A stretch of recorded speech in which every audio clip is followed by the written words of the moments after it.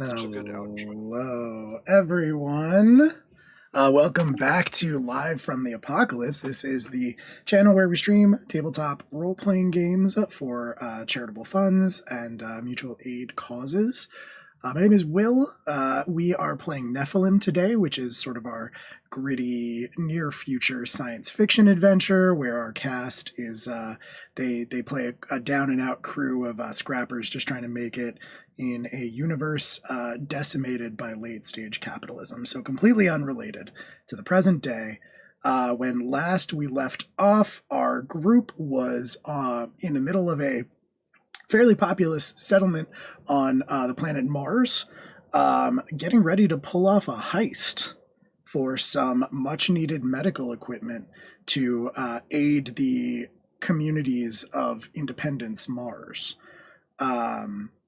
A couple quick housekeeping notes, and then we'll just jump right back into where we left off. The way that our channel works is we ask that if you're thinking about donating bits or subscribing because you like what you see here, that instead you throw that money towards the charitable cause that we are currently platforming. Currently, this game is raising money for children's hospitals through the organization Extra Life. There's the link to donate right there, and the bot should be posting it periodically throughout the stream. But if at any point you do decide you want to give, you can use that command that's in the stream title to pull up the link and then just, throw some money their way. They're doing important work. I think that's pretty much all we have to cover. Oh, unfortunately, our closed captioning is still out of commission, which is why it says sad right there on our screen. We are still working to fix that, but unfortunately for now, that's the situation we find ourselves in. Blame Google. That's what I do. Yep, exactly right. And with that being said, let's rejoin our crew of the Nephilim in Independence Mars as they are finishing up preparations for their heist. Now, just to recap real quickly, you all had procured new identities from a hacker named Morse, who operated out of the block, which is sort of just a collection of very low rent apartments squeezed into too small of an area. It was a weird interaction, and you kind of terrified him, but he did deliver on the goods. Meanwhile, Maeve used your connections with the owner of the local scrapyard to grab one of the many trucks, military trucks that that have been repurposed here in Independence for just civic use rather. And yeah, I think you had hit upon a strategy for how you were going to infiltrate the Crucible Medical Technologies ship that is your current job. So as we rejoin all of you, let's put you back in your Airbnb apartment, and we'll put the time, because you all pretty much did a full day of stuff. So we'll put the time at evening, and I will let you all take over from there. So it's the evening before we're doing the thing, or is this the evening we're doing the thing? I don't believe you ever established when you were going to do the thing. You were just kind of getting all the pieces together. I mean, nighttime makes more sense, I guess, right? I think we were sort of in a rush because I had created all that hubbub. Yeah, you did. Yeah, you did purposefully get caught hacking the dock system, which would have which grounded basically all air traffic. But you don't know how long they're going to keep everyone grounded for. So we should probably quickly. Before we head out, I think Jaxper is want to sort of pull Karis aside. Oh. So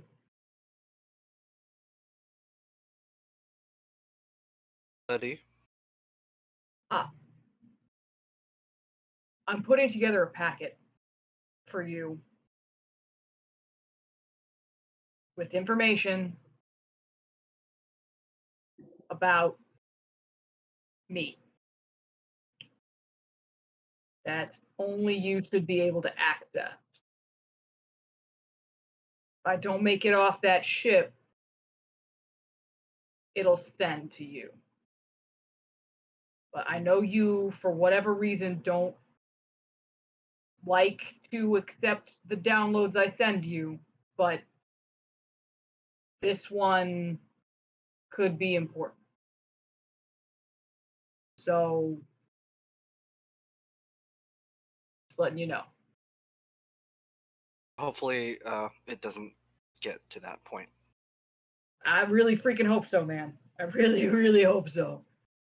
Let's maybe avoid running directly at ships we are unfamiliar with. I'm gonna take that under advisement. After last time, it didn't work out for me super great. So yeah. Good. Yeah. I like that plan.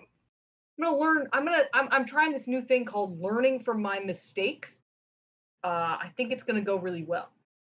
Yeah. Okay. Well, let me know if you have any questions. I'll. Yeah.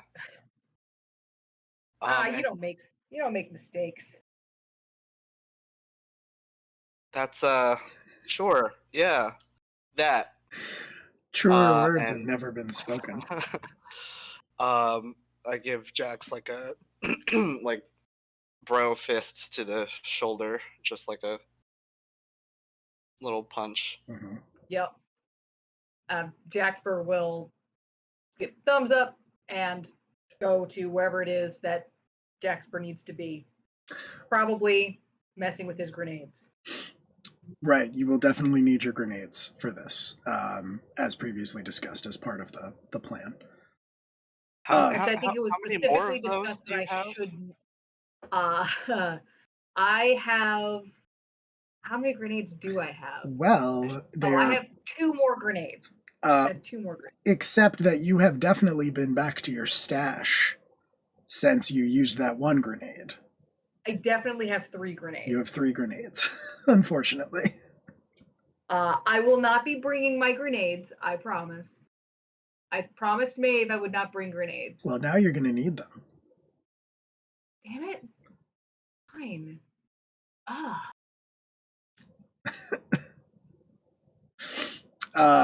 Couple more complications just to keep everybody abreast of all of the goings on, all of the moving parts of this. I just want to remind Karis that you were given instructions from your own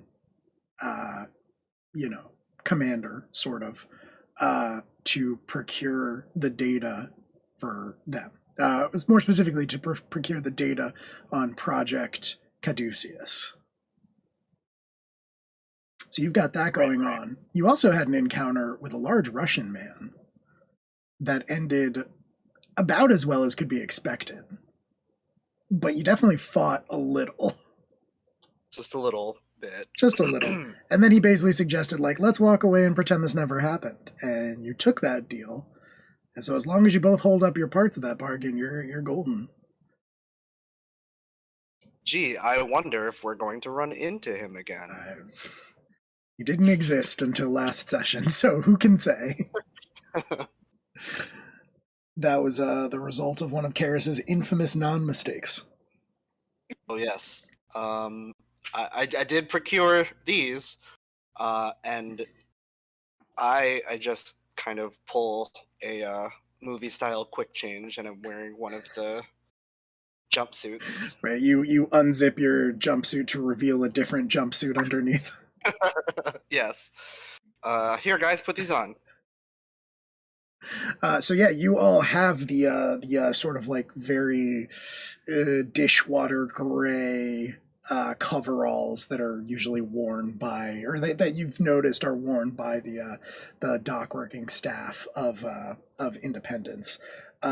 They are stained with various things. They are not clean, but that just makes them look more, realistic. People with Mine has an. Oh, sorry. No, you're good. Go ahead. Oh, just mine has an embroidered name patch that just says Bubba. Bubba. Yeah, you all have embroidered name patches on yours, assuming you're all wearing them, which you may not be. But feel free to, Oh yeah. declare what your what your new name tag says. Do I look like a Phyllis? You beat me to. You're Phyllis today. Did you both think of Phyllis? Today. All right, I'll be Phyllis. Fuck it. Phyllis. Now Maeve, I assume, may not be putting one of these on since you're the getaway driver, it sounded like. Yeah, considering the trick we have isn't going to specifically blend in as one of theirs. Right. So I figure I can get away with just looking more like generic cargo driver. So just a quick reminder of the way that the docks are laid out is it's basically like a fenced off section of Independence that is all foot traffic. There are no paths that are big enough for vehicles to fit down. And this is largely because a significant part of the facility is underground. When the ships come in for a landing, they land in these sunken pits, and then the majority of the dock complex is in tunnels leading off of that. So when you first enter off of the streets of Independence, you're basically walking out onto a wrought iron walkway. Not unlike a fire escape almost, that runs along the outside, like the tops of the pits. So you can kind of look down and you can see the ships. And then there are staircases that lead down underground into that tunnel complex.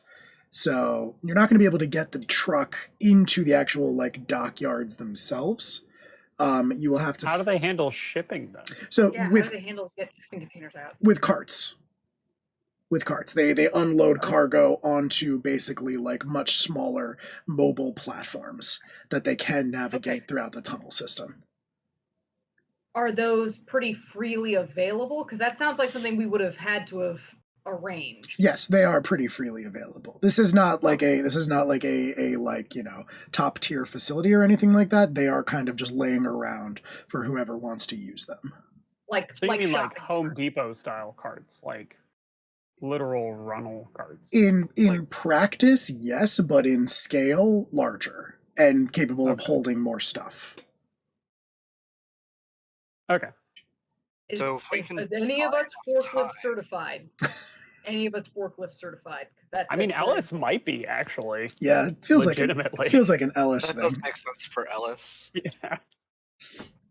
So if we can create enough of a distraction, we can get enough time for Maeve to disassemble the stuff, and while we're wearing our jumpsuits, can kind of maybe get away with looking like we're just shipping stuff out. Well, the other thing to be aware of also is that each of the landing pits, the docks, for lack of a better word, has a crane arm that can be controlled to pull stuff up out of there, out of the pit, out of the ship, etc., etc. Cool. We just need. You're going to hack in and disable their life support or pump in sleepy time gas. I'm gonna pull some bad science and see if I can reroute a gas line and flood the pit. Overload the carburetors and transmogrify the carbon scrubbers into. Yeah. Exactly. I mean, this is not bad science. This is not the worst science we've ever done. We have established that Karis's nanobots make poison, and we also have established that there is some level of science fiction-y life support on these ships. Oh, we certainly and have. If that exists, that can be fucked with. I mean, regardless of science fictioniness, they would have ventilation anyway. So, yes, it's well within the realm. Make air. Exactly, well within the realm of our reality in this world. But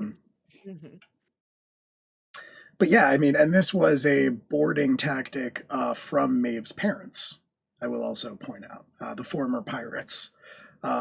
This was a common practice for them to take people quietly without having to kill them. It was not a thing they liked to do. Yeah, okay, cool. So you want to go tonight. It sounds like you are interested in just Let's do getting this in progress. No sense wasting time. All right. Yep. All right. Cool. Cool. Let's go. You've been fucking around. It's time to find out.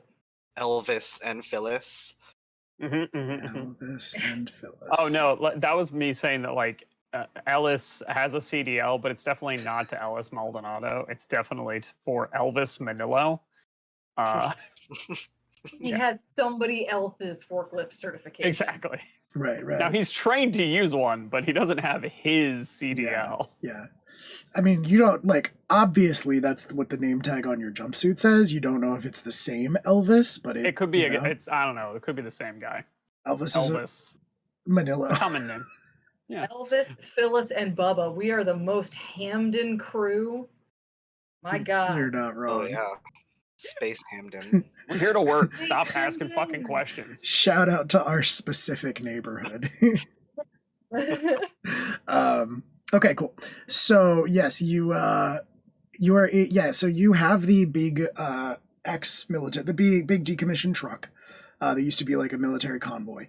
And I assume you're just going to try to get it as close to the entrance of the dockyards as possible. Yeah, I guess like over by like where the loading area would be for that dock. Yeah. Yep. There's very much like a drop off pickup point. This time of day, it's still a little like there are people around. It's not dead or anything, but it is much quieter than it was when Karis was there earlier in the day, and you all came running because he called for help. So you pull up with this convoy truck. I assume most of you are just kind of piled into the back, and you're already in your coverall uniforms. And you pile out. Maeve, are you just waiting with the truck, or are you going in to help with the operation? Because there's not going to be much for you to do until they get the technology in question onto the vehicle.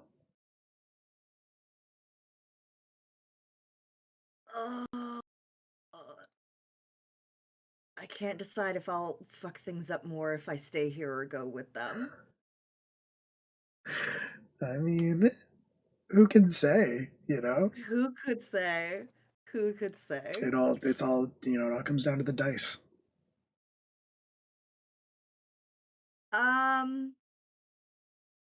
Unless they tell me to stay out of it and stay with the truck, I think I'm tagging along. Okay, then we need to know what your name tag says.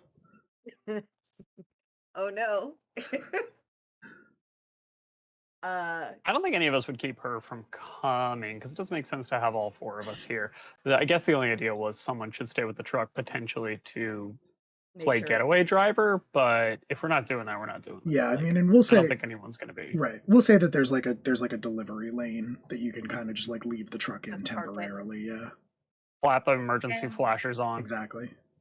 Put on the already parking ticket on the windshield so it looks like we've already been ticketed and no one's going to bother us. No parking tickets in Independence, Mars. Go ahead. Can Karis leave a drone with it? Or like an alert system so that if somebody comes up and starts fucking with it, You want to turn it into the Batmobile? I did have another not idea. like a Batmobile, just like just like an alert thing of like, hey, somebody is like, my nanites will not do that, but maybe yours would. Well, yeah, and one of Karis's micro drones uses is remotely spy on a nearby location that you can't physically reach. So I would say that you could activate your micro drones now, and then whenever you want to, if you end up having to spend a hold to check on the truck, we can account for that later. So if you want to leave some nanobots behind, Karis, that's totally fine. I would say just go ahead and discharge micro drones now and roll it, and then we'll see how many holds you have. Okay. I kind of want to save that in case we run into anything crazy in the ship. Or in the docking bay. So I could, however, maybe create like a fake shipment manifest or like a fake scheduled pickup. We can just honestly, I'm sure there's just a security thing in the truck that can send a ping to our phone. Probably. if somebody's messing with the car. Like I'm really not looking for something fancy here. It's literally just a ring camera for your car. Well, what I would say is that I would remind you that micro drones, it doesn't matter when you discharge it, because then you have holds. You would only have to spend a hold if you wanted to check on the truck. So I'm just saying, like, why don't we roll micro drones now? Then you'll know how many times you can use it in the field.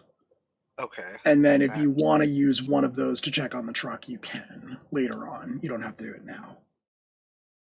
I like that. So go ahead and discharge that and roll calculating. Is +1.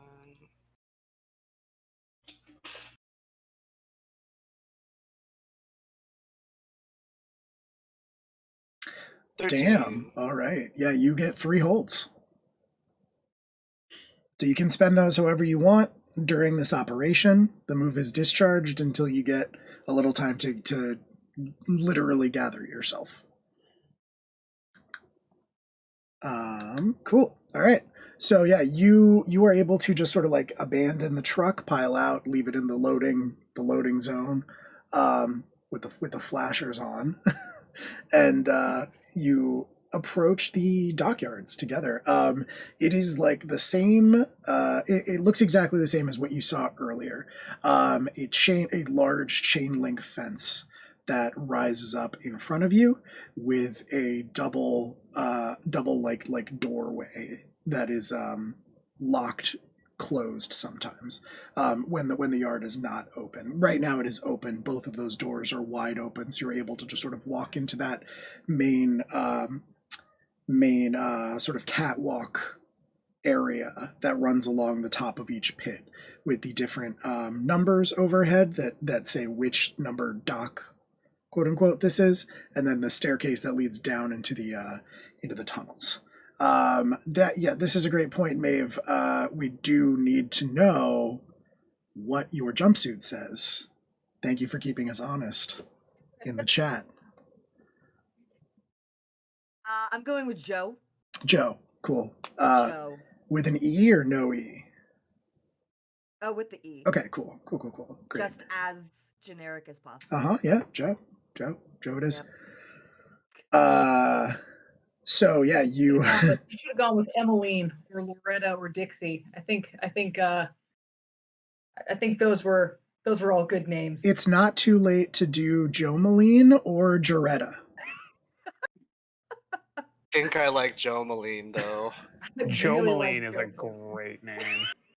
Jomeline.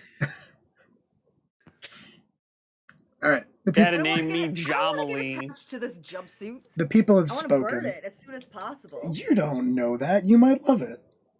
Listen, everybody needs an alias or two. It's true. And Jomeline is a great secondary name for me. Listen, jumpsuits. You know what? First introduction of someone going like, Joe, I don't remember you working here. Joe, short for Joe Moline. Yep. And they'll be like, right, of course, Joe Moline. Joe's a nickname. Before we head in, I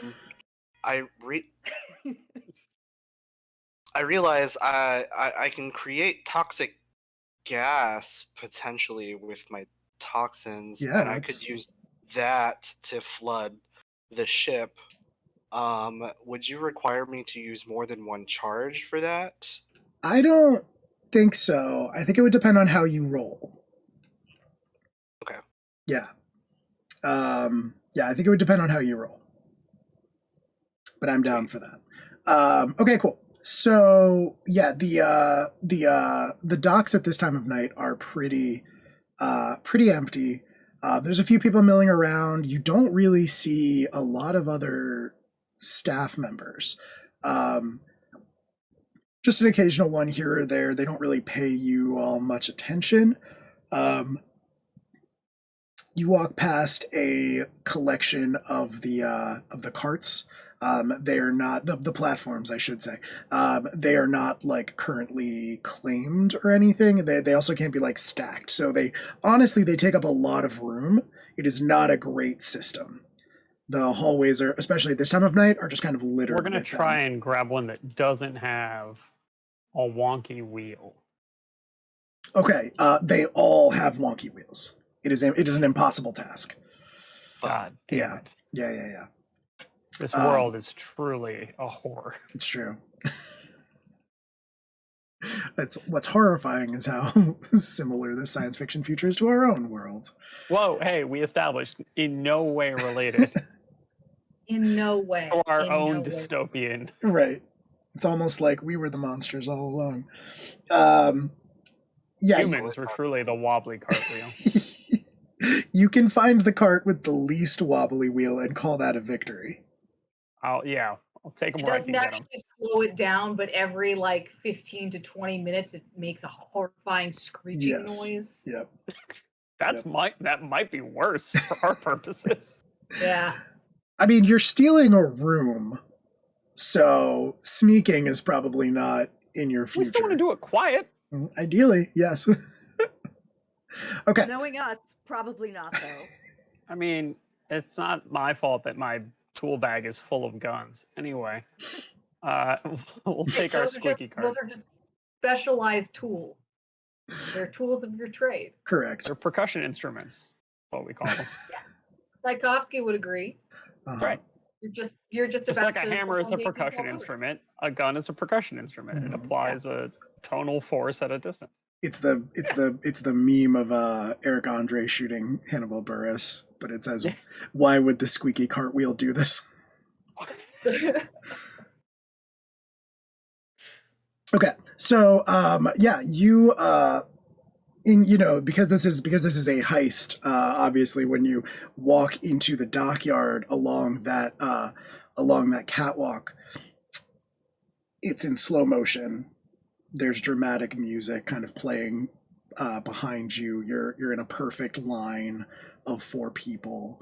And yeah, I don't remember exactly which dockyard we assigned to that Crucible Medical Technology ship, but I'm going to say we do know where it is, though. You do. Yeah. And yeah, 6 sounds good to me. I was going to do 9, and that's just a 6 upside down, so it was 6 it is. It was nice. 6, and then I had cleared out Dock 2 as a potential gathering point. Because Dock 2 was empty and there weren't going to be any ships coming in as long as they were still locked down. So as you first enter, you pass Dock 1. There is a ship there. Just seems like a pretty beat up spacefaring vessel, similar to a lot of the ones that you've seen around here. And then moving on to Dock 2, it's empty. And Karis has already cleared this with all of you. Little ways down, obviously you could see 3, 4, 5, and 6 before the walkway curves around, presumably into the rest of the docks. Who's in 5 and 7? 5 and 7. Or is there any activity there, or anybody looking out? There are 2 ships in 5 and 7. One of them has clearly been here for a long time. It is in like 30 pieces.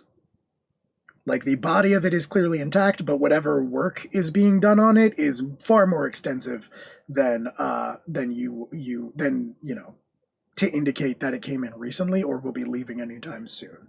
The ship in good shit that I can see over here. I mean, yeah, it's a spaceship. You can take things. If that's where your priority lies.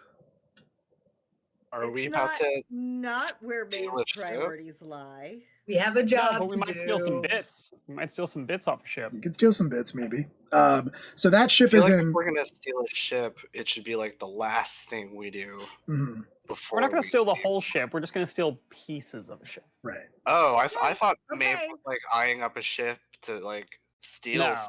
No, it's all the She's pieces eyeing are up out parts. and about, and I'm like, ooh, we could really stand to use a new one of those on the Nephilim.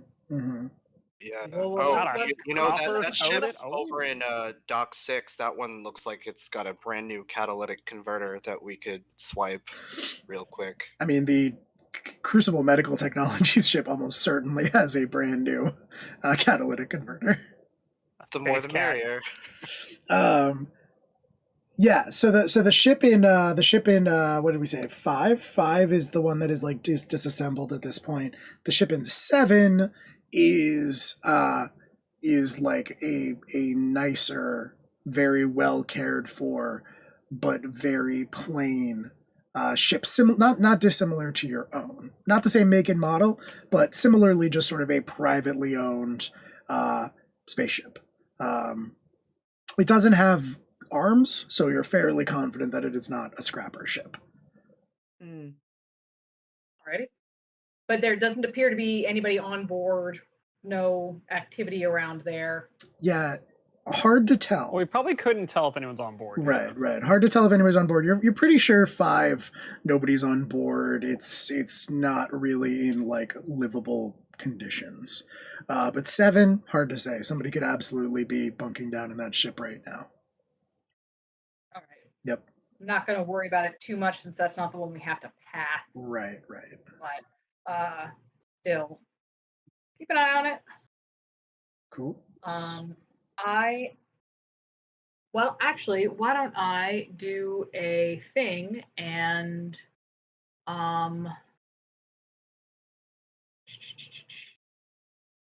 use a move. I would like to scope it out. Yeah, let's do it. Scope it out. So you're going to roll plus calculating.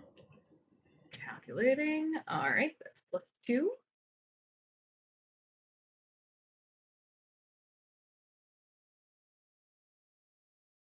It's a 13. That is the second 13 in a row.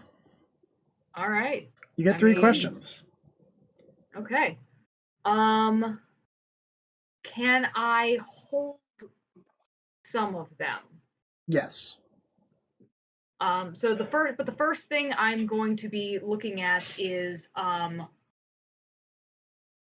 guess what's the best way in? What's the best way into the Crucible ship? Okay. If you are so the Crucible ship stands out among all of the other ships that are currently in the Independence dockyard, mostly because it is the only ship with significant value here. As one would expect from a medical technology megacorp, the ship itself is advanced and in great condition. It is sleek, it is polished, it is pure white. It has the Crucible Medical Technologies logo on the side of it. It's not really trying to hide what it is. That being said, your best way onto the ship itself, if that is the approach you all are seeking to take, you really only have one option, which would be like its main entrance. It's airlock, in essence. Oof. What was that roll? To see if Jaxper has a visual response that any of you guys can see to seeing the Crucible logo. Yeah. I guess it depends, right? Like, maybe I should be answering this question from Jaxper's perspective, because, like, what is the best way in for Jaxper could be blow up the side with a grenade. It worked pretty well on that last ship. Everyone got so mad at me. They did, but you got into that ship real fast. Yeah, we sure did. Oh, man, but no. So Crucible ships have really good armor. It's true. With that in mind, the airlock is probably your best bet. Yeah. Yeah, I'm gonna turn to Karis at this point and just sort of be like, do you want to get into their systems? We can get in the door. I can get us in, but let's take care of whoever might be on board first. Watch my back. Keep an eye out. I'm gonna do a round around the ship. So are you going down into dock 6, essentially? Like, are you leaving the platform that you're on, going down into the tunnels, and then entering the actual sunken landing pad for dock 6? Yes. Okay. Yeah. All right, cool. As a group. As a group. Okay. All right. Great. Are you trying to sneak down, or like are you trying to not be noticed, or are you trying to like pull off the "oh, we belong here" thing? I think we're trying to pull off the "we belong here" thing, right? Okay. Because sneaking around would actually make us more noticeable. Yeah, very much business Okay. as usual. Very cool. All right. Yeah. So you make your way down the stairs, this like staircase, this metal staircase that kind of doubles back on itself, down into the actual tunnel system itself. They are just basically carved out of the earth, but they're also reinforced at various points with substructures. Now that you're down here, it's really just like these overhead lights. They don't actually provide very much. It's kind of dark, kind of spooky, altogether kind of off-putting in general. But there is a you are able to sort of like bring that mobile platform down here without any real trouble at all. So there, yeah, we'll say that there is a small lift system specifically for those carts. So like there's something that sinks down with the platform on top of it down to the next level. You all take the stairs. Yeah, now you are down here. Now you can, as you come down, you do hear voices conversing with one another. And you see two people in jumpsuits that match your own walking away from this section of the tunnels. Doesn't mean that they were coming from Dock 6 necessarily, because the tunnel system all connect to one another, but they are down in this section currently, and they all kind of like they're both kind of walking away from you. One of them looks back at you all, but sees you're all dressed the same, sees you wearing the coveralls, and then goes back to their conversation very quickly. Yeah, so now you are down on the same level as Dock 6, and you look past the staircase. You can collect your mobile platform from the lift, and yeah, ahead of you the tunnel opens up into basically just a hole in the ground, which contains the Crucible ship. There are consoles and instruments and sensors, as well as some like just metal racks that have tools of various kind on them. It seems like a fairly arbitrary assortment. Not at all a full collection of what you would need to keep a ship up and running. It seems like just what's been left here with the various visits. Presumably, if you were to need something that was not readily available in your specific dock, you could ask for it and someone would bring it to you, but that's still kind of a roll of the dice. Yeah. And yeah, the ship just kind of sits mostly silently, although as you walk into the dock, the pit, you hear the faint humming and you sense the faint disturbance of the air that means the ship is powered on. It is not shut down by any means, but you don't see, like, there aren't really any viewports exposed enough for you to see if there are lights on inside or anything like that. It just kind of sits there, silently running. I would like to slowly approach the ship, and maybe kind of like walk to the other side to obscure myself from the rest of the group. Okay. I'm gonna roll one of those equipment carts on it that looks to be a scanner cart of some kind. Okay. Just over to the ship and just work. Right, look busy, essentially. Yep. Yeah, okay. All right, cool. I'd like to spend another scope it out hold for who or what here could be a useful opportunity. Okay. All right, very cool. Who or what here could be a useful opportunity? You need so you have one plan going right now, right? You have the like, we're going to gas them in their ship through the ventilation system, and then we're going to knock them out that way. But that doesn't solve the problem of how do you get the door open. Now, you know enough about megacorporations and Crucible specifically that you're pretty sure if you and Ellis and Maeve act sketchy enough, someone's going to come out and say, hey, what the fuck are you doing? Mm-hmm. Which at the very least, it will create one problem for you because you will have to actually deal with somebody from inside of the ship. But it will make another thing easier for you, which is that the door will open.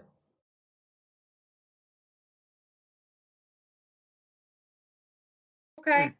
That sounds like a Jaxper plan. It does sound like a Jaxper plan. That is very Jaxper plan. I'm in your head. Huh? I'm in your head. Yeah, you're in my head, man. I could just hack into it and open the door, but I guess you guys don't really know that I We do don't know what this. you're doing. Well, No. You also said you go around to the opposite side of the ship, so you can't solve As all your clandestine problems does. by hacking. Yeah, you're right. sometimes you have to socially hack things. You kind of So can. yeah, but- I think Jaxper will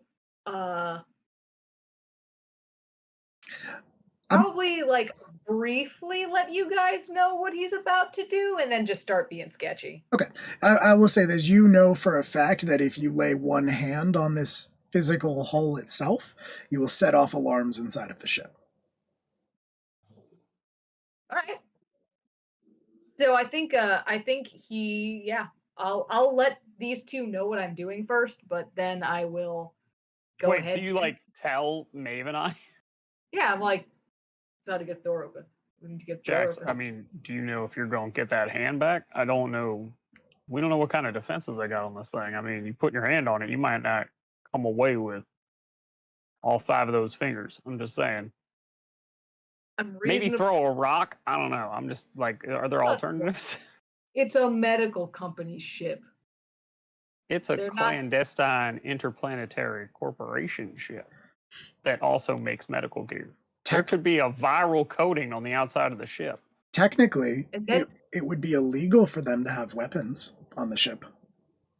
Technically, Thank you, it's Maeve. illegal for them to have weapons on board the ship, which is hence, Anyway, Setting booby traps for the fire department is illegal. No one does it.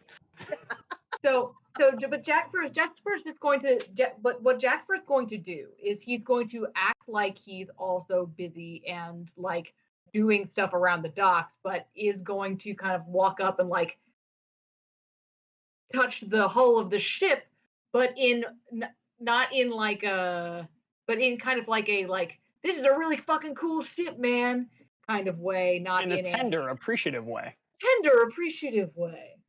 You're slapping it on top and saying, "This baby can go." This baby can fit so many nano warriors in it. Right. This baby can fit so many sick people all up in it. Aw, shit. This baby can make the Kessel Run in less than 12 parsecs. What a weird thing to say. Strange. Where'd you get that? That's so Yeah, weird. I don't know what that It means. sounds weird. I don't like it. That's distance. You realize that that's distance, right? Bad science. Someone roll a bad science for me. I think Jen's been on top of that today. I can do it again. Right, Just right. all bad science. Yeah, you've got enough drugs. I have one of the- so many drugs, guys. It's one of I the have wildest over things I've 13,000 said. drugs. Are they greens or reds? The drugs? Blueies, Your Are there any drugs. blues? bennies. I mean, there better not be any Anyway, blues. moving on. Anyway, moving on. Yeah, there's no visual response. Like, there's no obvious response to you touching the ship. But When Jax pulls his hand away, there's not like a red hand outline left on it. Right, exactly. Wait, I haven't gassed the ship yet. No, not yet. But you need but somebody has to come out anyway. It's fine. Oh. We'll say that these things are happening. First, there's no one who's going to be able to come out. Exactly. They'll all be passed out. Yeah, Order of operations. you're kind of staggering these events a little bit to try to maximize their effectiveness. So yeah, you do that, and like a minute later, like Ellis and Maeve and Jax were all sort of looking busy with like this sensor array that's just sort of lying there off the side. The airlock does hiss open, and a woman in the uniform, youngish woman, you'd guess like maybe a little bit older than Maeve, like early 20s, early to mid 20s, steps out. she has very like honey-colored skin, very dark hair. It's cut fairly short and then like pulled back into a little knot on the back of her head. And she is wearing the uniform of Crucible Medical Technologies science staff, like research staff, which is a lab coat that sort of also is a shirt. Like it kind of like is a lab coat that sort of covers the entire torso of the body as one piece, and then has the longer parts that sort of hang down like a trench coat. So kind of like a Grubs lab coat shirt uniform? Yes, very similar to that. Also has the Crucible logo over the breast, and then these just sort of loose-fitting white pants. And Does she also have a name tag? Sure. She does not. She does not. She has a badge of some kind also attached to her coat, or to her uniform rather. But you know, with just your eyes, or at least you'd have to make a check or spend a hold to perceive what it says. Howdy. Yeah, she steps out, and we'll pause right there to jump back to Karis so that you can do your thing. As I'm hiding on the other side of the ship, I'm going to spend a use of my toxin. Okay. And create. All right. So choose one effect. Incapacitates the target for 20 hours. Leaves no chemical trace and is inhaled. Okay. Perfect. Very simple. All right, cool. So you absolutely can create that toxin, and now you are going to have to deliver that toxin. So without any other moves available to you, let's see what we can come up with here from our normal options. I think that because you are going to have to this toxin that you're creating is essentially your nanobots. So in order to afflict the entire crew of the ship, you're gonna have to spread yourself pretty thin. And I think what that's gonna come down to in this circumstance is going to be keeping your cool. So that's gonna be with Stalwart.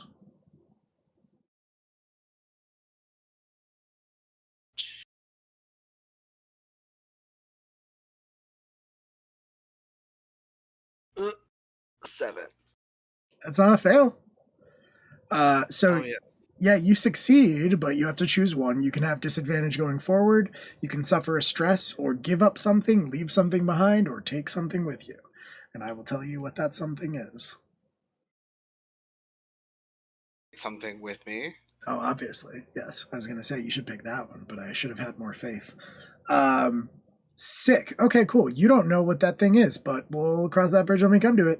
For now, you send the majority of your microbots out into the ship with you, or separate from you, rather. And you are controlling your...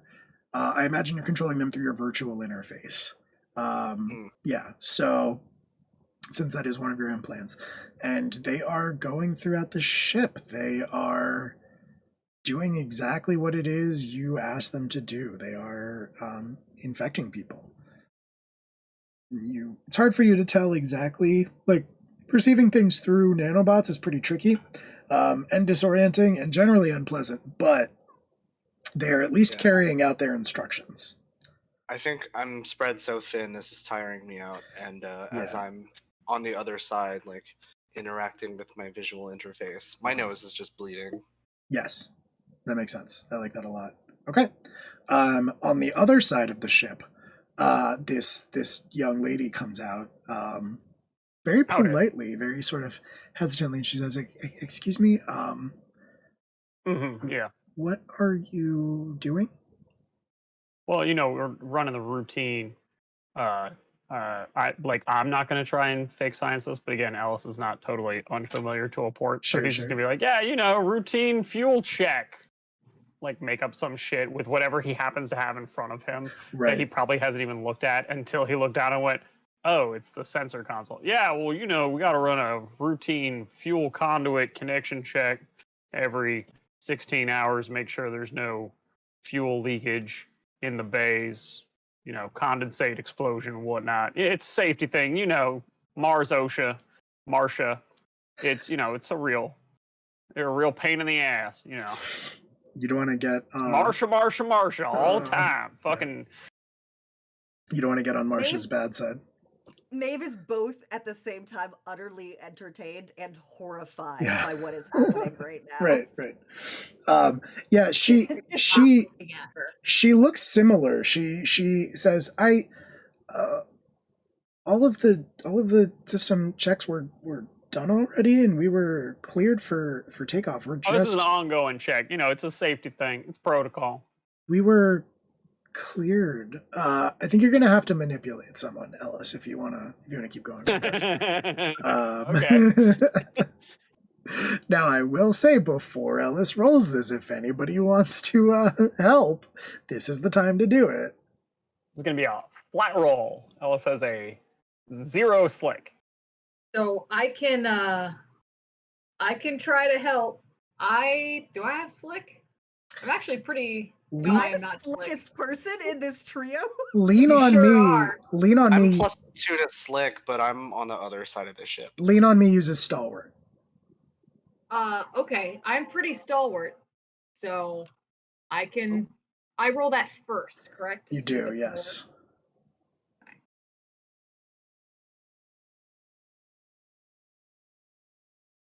Yeah, nope.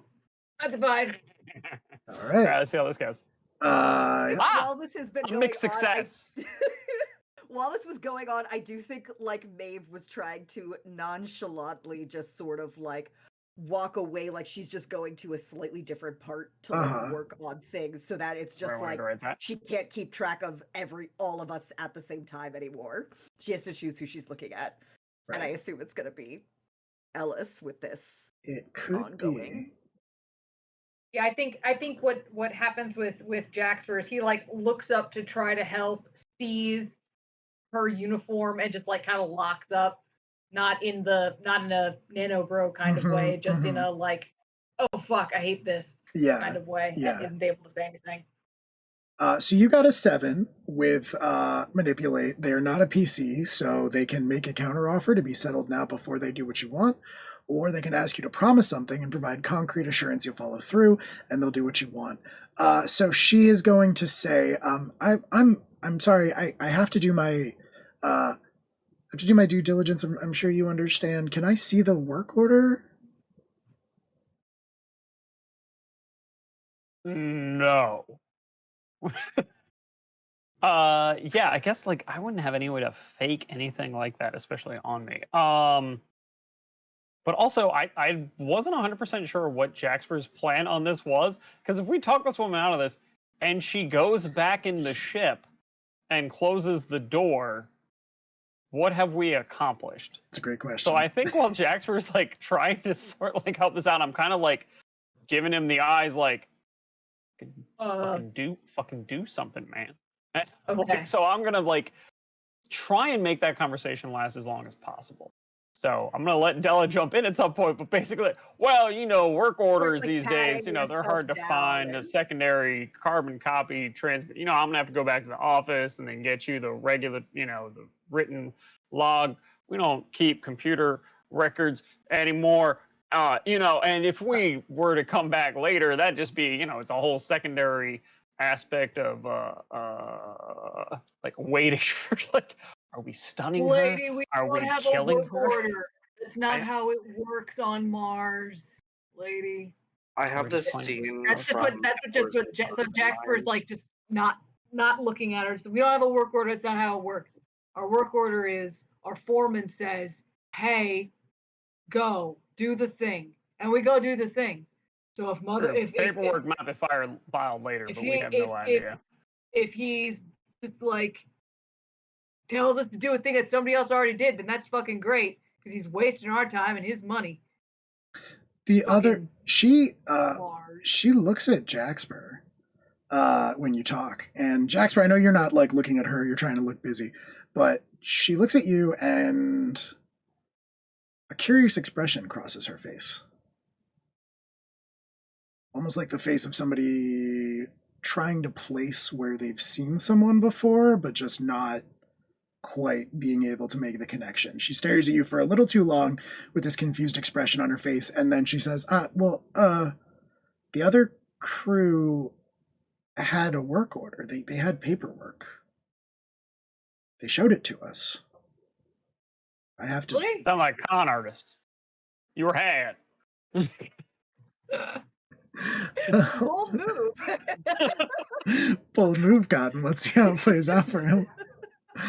Once again, I'm literally trying to buy time because I wasn't 100% sure if the plan was, do we kill her? Yeah. Are we knocking her unconscious? We need to leave that door open. I am fully waiting for a ping from Karis to let me know that it's okay to knock her out and board the ship. Is she standing like in the door? Is there like a rampway? Sorry if this was gone. No. I think that there is not a rampway. The ship is basically on ground level when the airlock opens. Mm-hmm. Just one less component to worry about breaking or anything like that. So she steps out, basically. She's on the ground, just kind of standing in the middle of all three of you. And I picture there's this weird tension where you're all just waiting for the other person to physically assault this woman. Basically, yeah. Like, I'm like, what am I doing? She's just kind of looking between all of you, getting progressively more and more confused. And she says, I just have to send it back to corporate. I have to show if the ship is being worked on or examined, then I have to provide an explanation. If anything happens... All my foreman. Jaxper's gonna stand up, pick up a phone, and like walk over and like act like he's calling someone. Okay. But also allowing him to like turn his back. Okay. And like not have his face on. Right. So. Okay. So am I still busy what I'm gonna do is I'm actually going to. If we need to, I'm going to call that hacker, that forger. Okay. We're actually building a work order live. Yeah. Fair enough. We'll do it live. Fair enough. If I got to build a work order, then I'm going to build a work order. You can raise him on the phone. I'm going to say, like Karis, I think you start to realize that this is taking longer than you expected it to. So you can send a, ping to basically say that this is, it's coming together, it's fine, like you're working on it, and it seems to be, you're as sure that it's working as possible. But I think I'm gonna need you to, I think you are spreading yourself really thin and adding on that component of communicating remotely with Jaxper in the process is going to lead to you being assaulted by the Abyss. Oh boy. Well, plus alien. Whew. The void, she's chittery. She is. Why didn't I improve alien? Why did I improve volatile? What was it? You've been doing a lot of fighting. You've also been assaulted by the Abyss a lot. Oh, buddy. No. Oh, buddy. Hey, it's not a 1. It's true. Oh no. Mark experience. Yeah, Mark XP. Mark XP. On the other side of the ship, so unbeknownst to all of you, Karis, you reach out. You are sort of like divided. You are controlling all of these different nanobots and keeping an eye out to make sure that nobody's around you. And then you reach out to connect to Jaxper remotely. And nobody else sees this, but your eyes roll back into your head and you drop to the ground unconscious. Oh, no. I was really just trying to send Jaxper that gif of Yzma with the broccoli, just going... Yeah. Yes. So I get nothing. You get nothing. Pink noise just comes out of the so communicator. Bad that none of you knocked her out. I thought that's what Jax was gonna do. I mean, you are... like the longer this goes on, the more like Maeve is also trying to sort of edge to like get between. Maeve's like, am I the one that has to? What do you have the big wrench for if you're not gonna knock anybody out with it? What's a big wrench wife without a swing? Come on. You do not want me to be the one who starts like throwing hands first. I don't? Oh god, yes. A big wrench waifu. Big wrench waifu. All right. I mean, waifu. Big wrench waifu. Big wrench waifu. Waifu. Big. I'll do it. I will panic and just full on try and knock this woman Panic. out. Don't threaten me. Listen. I don't have a great plan, but I've got ways to deal with this. You do. None of y'all are gonna like I'm letting you go. Maeve is just like edging closer, and closer to the door to see, like, in her mind, she's not trying to attack the woman. She's like, oh, so that I can like position myself to make sure I get inside, or like can. Okay, I will make this. Opponents, but it does mean she's also sort of getting behind the woman while the woman is facing Jaxper, and Jaxper's doing the phone thing. I will make this decision easier for you. I will say that from where Maeve is standing, as you are edging your way around to try to position yourself between this woman, this Crucible employee, and the ship, the airlock ship, the airlock of the ship, you see, as you glance around, you see out of the corner of your eye, Karis's boot. From where he is lying on the ground. That does not bode well, but that adds some urgency to your situation. I think at that point she'll like spin around and just like lock eyes with Ellis and be like, and swing? If you know, if neither one of them does any, like, she's just like... You have no way of determining that, so if Maeve is panicking and hitting this woman with a wrench, it's now. I'm going to, again, I don't know if you want me to roll for nonverbal communication to Maeve, to basically just be like, hold, like, wait. So, except that he does this, and Maeve misinterprets that. God damn it!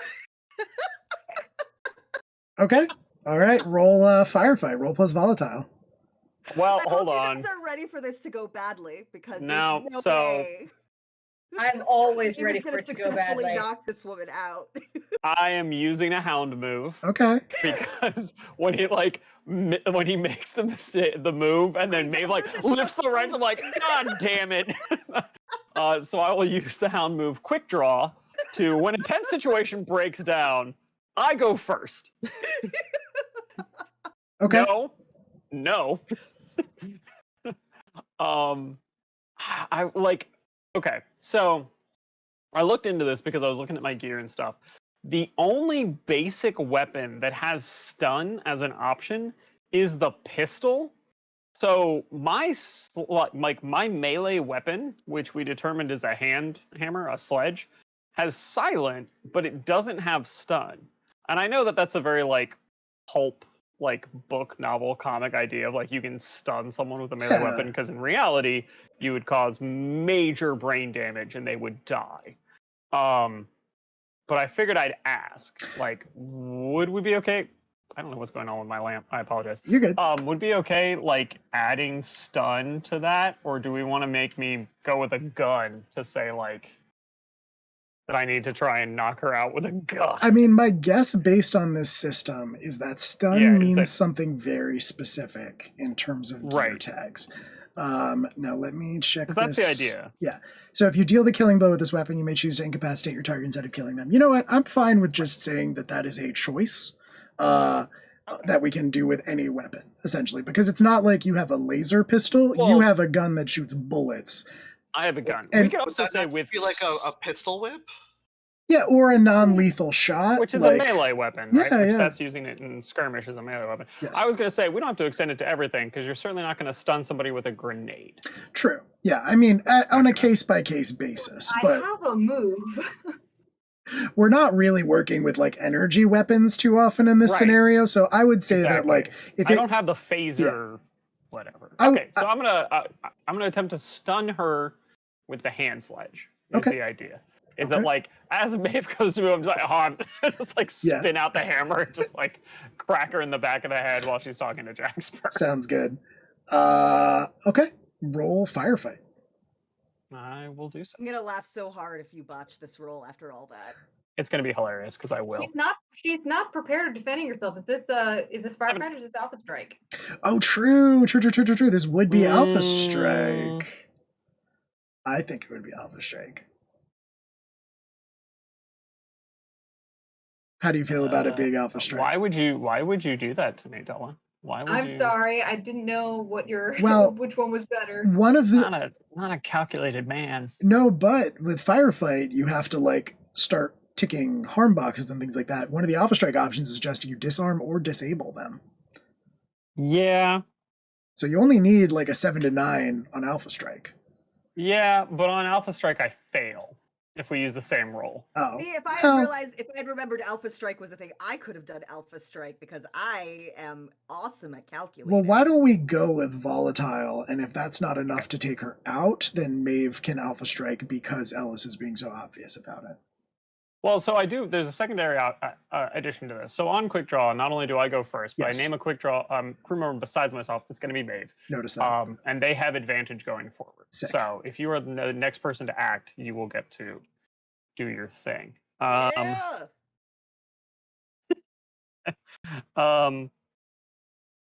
Well, so a hammer doesn't have a discharge tag, so I can't deal double the harm. But I will...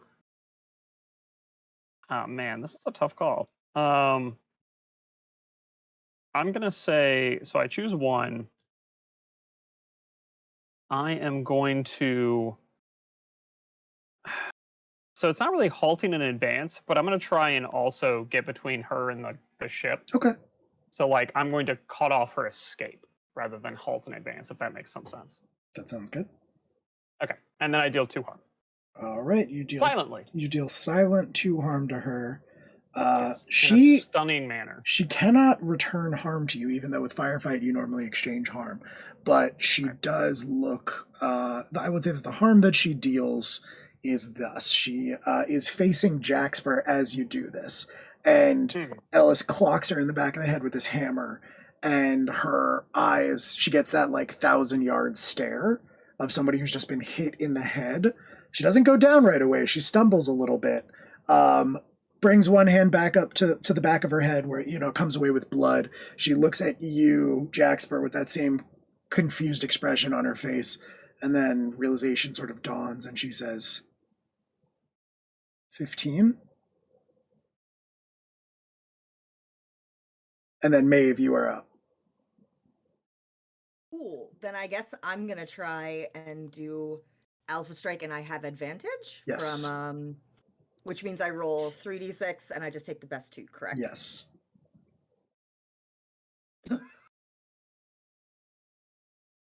Good, because that's only a 7. Yeah.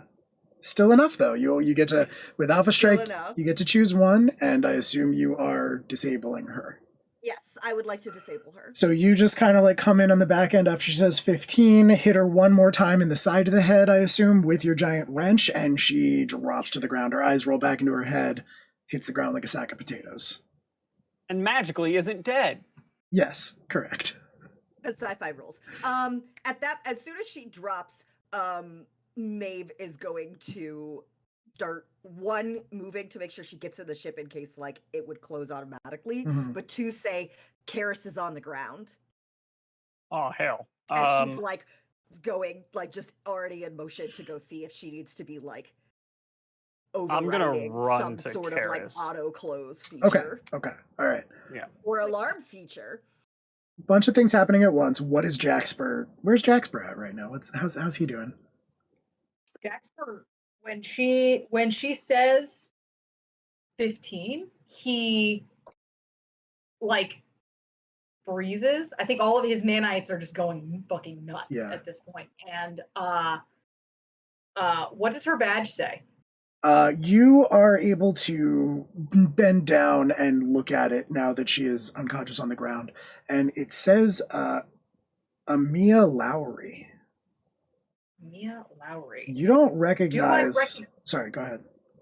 I don't recognize her. You don't recognize her, and you don't recognize Amia, but you do remember Dr. Lowry, and you have this like violent sort of flashback of the facility where you grew up, and during the best of times when you and your cohort basically had free range. You were not yet considered extreme risks, and you were not yet being kept in lockdown. So you could kind of freely wander and mingle and what have you. And you have this very violent sort of sense memory of Dr. Lowry, who was this very this very weathered looking man in his 40s or so, you would guess. Big bushy mustache, most of the hair on his head gone already. He was always a pretty nice guy to you. You have a very this very violent sense memory of like a little girl hiding behind his legs and him saying, Amia, come out. Don't be silly. This is 15. He's not going to hurt you. And she kind of like peeks around the legs at you and then ducks back around. And that's sort of the end of that memory.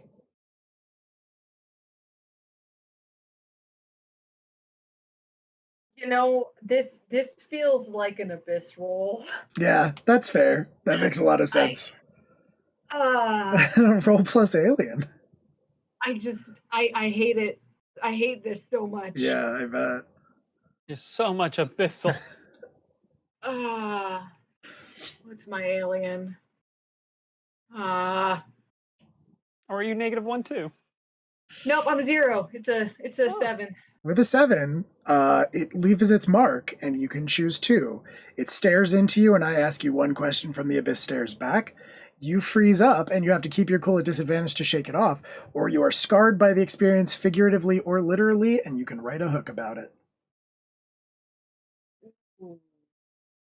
I'm going to go with the abyss stares into me. Okay. And I think I'm going to write a hook about it. Good.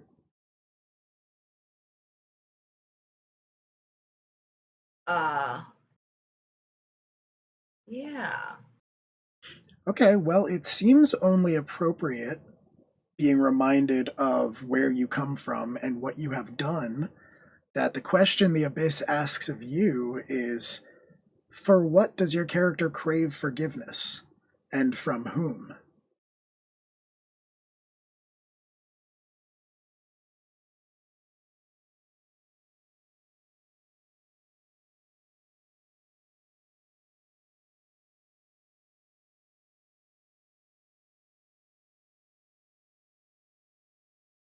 Boy, that's a good question. Because, I mean, these days you've got like 50 years, right, between like you and when everything went to hell in the Crucible facility that you came from. Yeah. That's a long time. It probably doesn't enter your mind that much these days. Maybe your nightmares, maybe your dreams, but probably feels like a lifetime ago, because it is. And now you've kind of just gotten yanked right back there with all of those old feelings of guilt and questions that you've never been able to have answered. I think I wish what I am feeling now. Let me grab that list. Mm-hmm. Yeah, we can interpret this as I want it. So it's 14. Okay. 14. I crave forgiveness from 14 for not believing him and not going with him initially, because had I done that, it might not have been the bloodbath it became. Mm-hmm. For our viewers, 14 is one of the others. That's true. Yeah, like one of my cohort who was in the lab with me. Mm-hmm. A fellow nano warrior. That wasn't the one I played, was it? No, I played the dumb one. No, you played you were 19. Dan played 14. Yeah. In our initial session. The soft boy. Yeah, 14 was the quiet one who ended up being the most dangerous. Also the most right. So turns out. Yep. Anyway, so yeah, you crave forgiveness from 14. So I think you are just sort of remembering that same moment where that child was terrified of you and hiding behind her father's legs away from you. And then you remember the memory actually like kind of pulls you back in involuntarily. You remember 14 was standing with you, was there with you in that moment. And you just kind of froze, not really sure what to do with this tiny human that's just staring at you. But 14 didn't hesitate. He just crouched down and kind of like held one hand out and sort of smiled reassuringly in that way that he was very good at, as long as you're able to pay attention. And he sort of said, it's okay. It's fine. Hi, I'm 14. What's your name? And she went to him. She approached 14 and took his hand, shook it very comically, since she was such a small child. And she said, Amia. And that's where the memory cuts out. That's where part 2 of the memory cuts out. And you're left with this sort of aching, like, question of, did he know even then? And you just didn't know how to listen.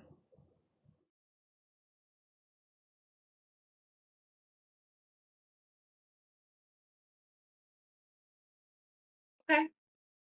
So yeah. So I think he's what you guys see is Jax were just kind of crouched over this woman, like looking at her badge, like kind of locked up, like just having a whole lot of emotions. But I see you guys are dealing with Karis being unconscious. I was going to say, I think that's... Maeve's running into the ship. Yeah, I was going to say, running to Karis. I think that's hard for people to notice because everyone's pretty distracted in that moment. Maeve, you run for the airlock, which does start to close. It does start to... You can't really tell... Actually, I think beyond, you can see softly flashing red lights, not dissimilar from what the warning system of the Tranquility spaceship that you all blew up looked like. Now, whether or not that's from Jaxper touching the ship or from somebody being onto your plan, you don't know. But the doors does start to close. The airlock does start to seal itself as you are running for it. And you are going to have to act quick to get inside before it cuts fully, or before it closes fully. It's not going to cut. It's not going to cut you in half. That's crazy. That's crazy. I'd have to roll so badly. You'd have to roll really badly on 3 fails in a row for that to happen. You'd have to roll really badly on Check's notes slick. Hey, you did a good job. You got a 10. You're fine. Yeah, you are graceful, swift, or acrobatic. So you kind of just like dive through that door at the last second before it closes. And it does close, but you are now on the side with the controls at least. So hold there, and Ellis, you haul ass as well as you can with your bad leg around the ship itself and see... Wait, bad leg? What? Don't you have a limp? I thought you had a limp. Maybe I'm wrong. Nope. Okay, well, you're fine then. You guys gave me a lot of shit for being old and not being able to go up and down 8 flights of stairs, but no, I'm quite fine. That's what I meant. Both your legs are bad. They're old. Yeah, my shitty old knees. Yeah. So you rush 34. Around.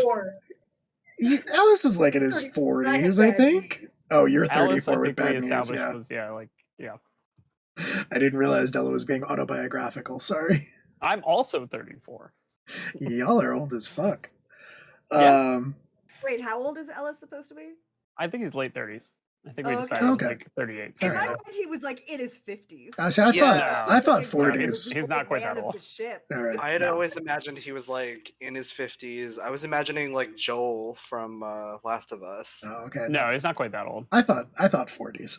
But yeah, he's as old as you want him to be. He's an enigma. Look, he's all ages. He's late What 30s. is age, really?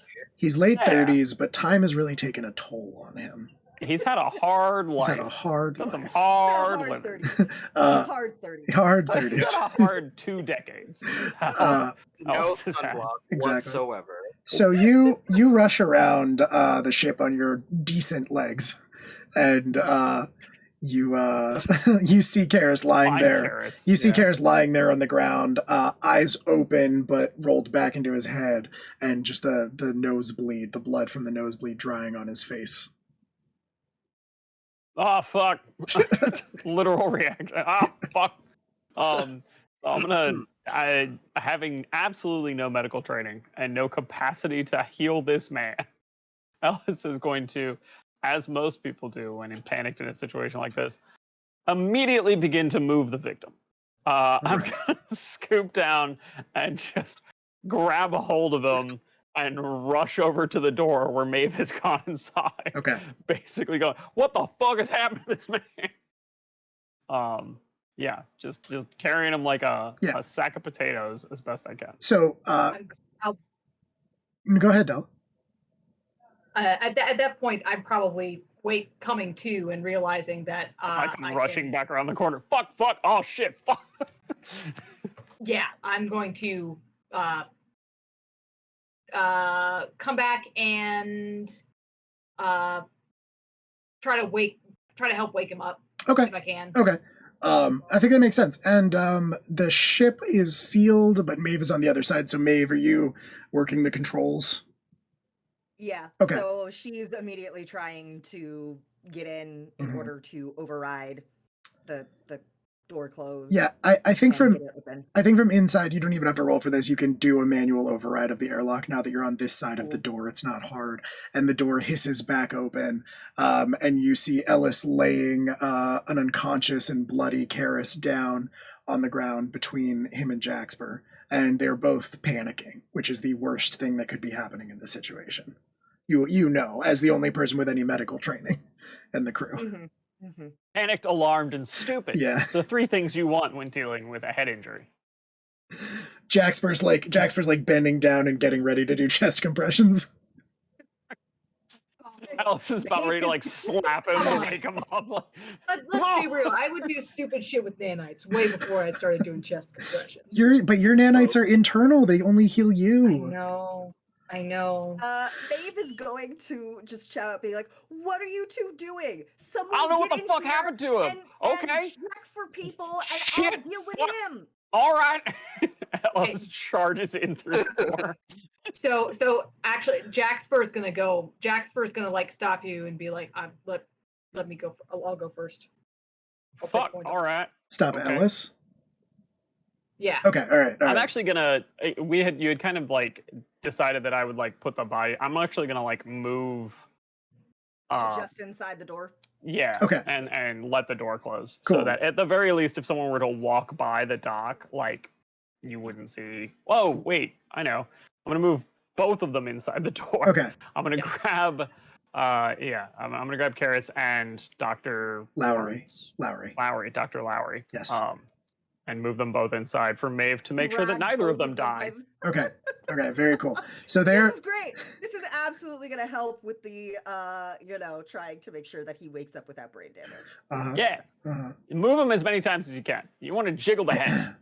So Maeve, you have a tactical pack now, correct? That I do. Okay, cool, yes. Which I can bust out in this scenario. Yeah, I think you're going to have to spend use of your tactical pack, but I think you are going to be able to bring Karis back to himself. Cool. Yeah. I will stand guard over Maeve as she does things that Ellis doesn't understand.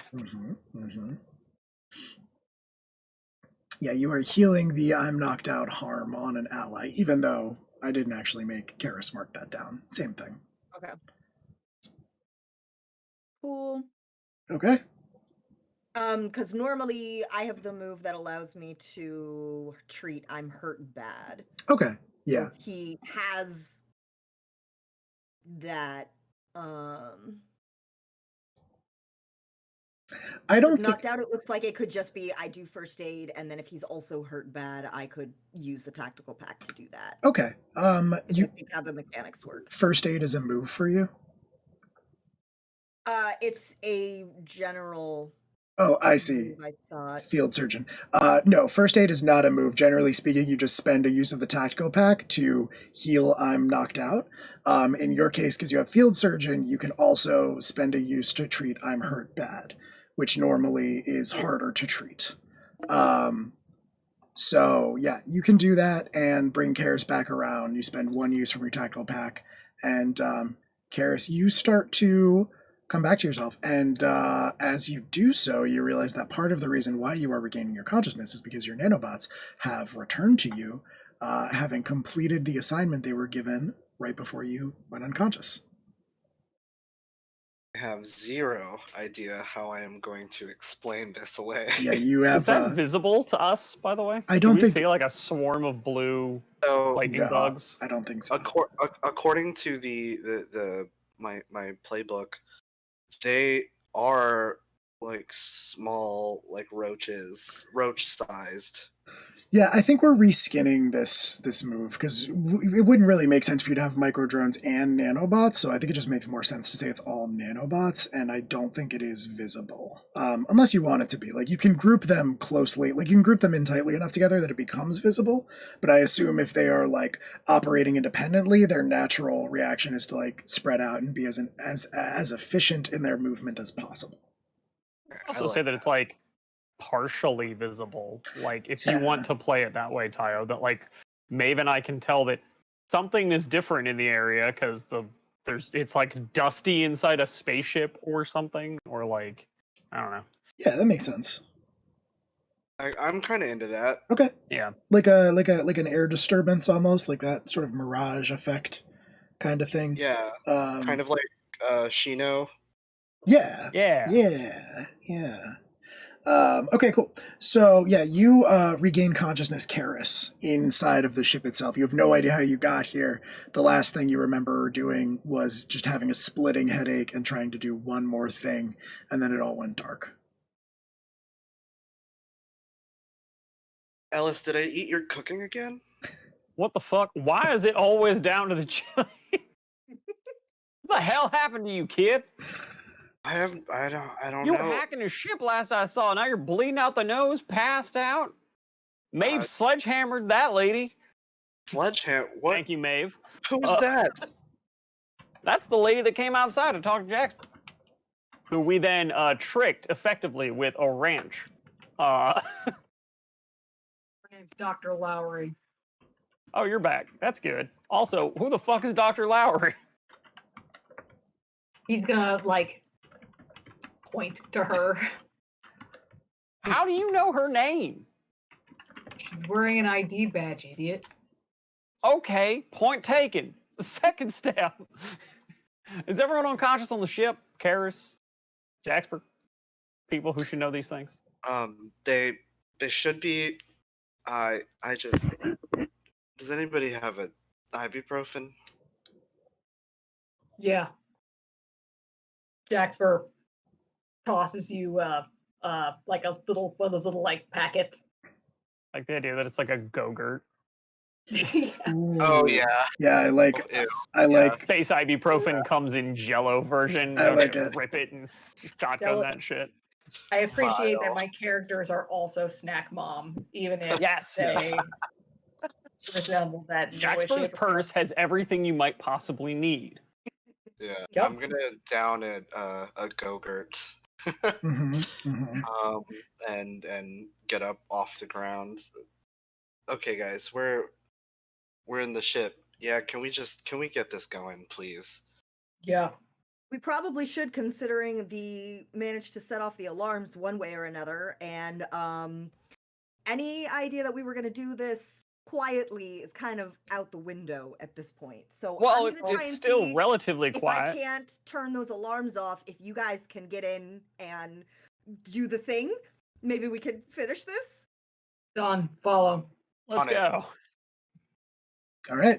I will say, Karis, you have no idea how effective your method was because you passed out.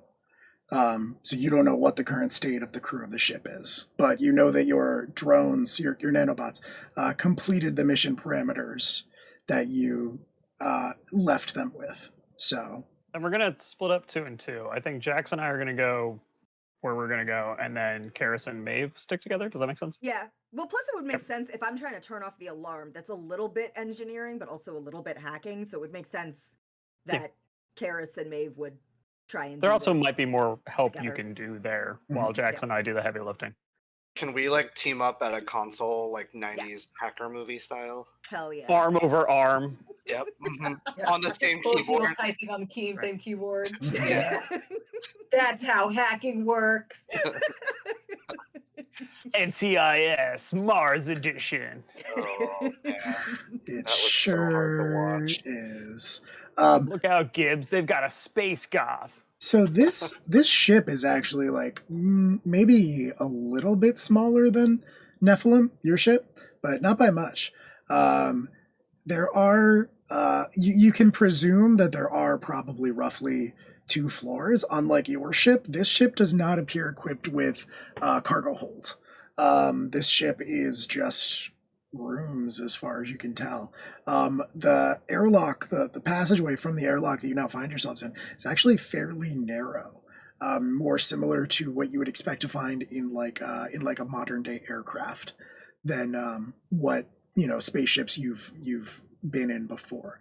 A lot of modern spacecraft are sort of built to maximize open space, to cut down on the space madness.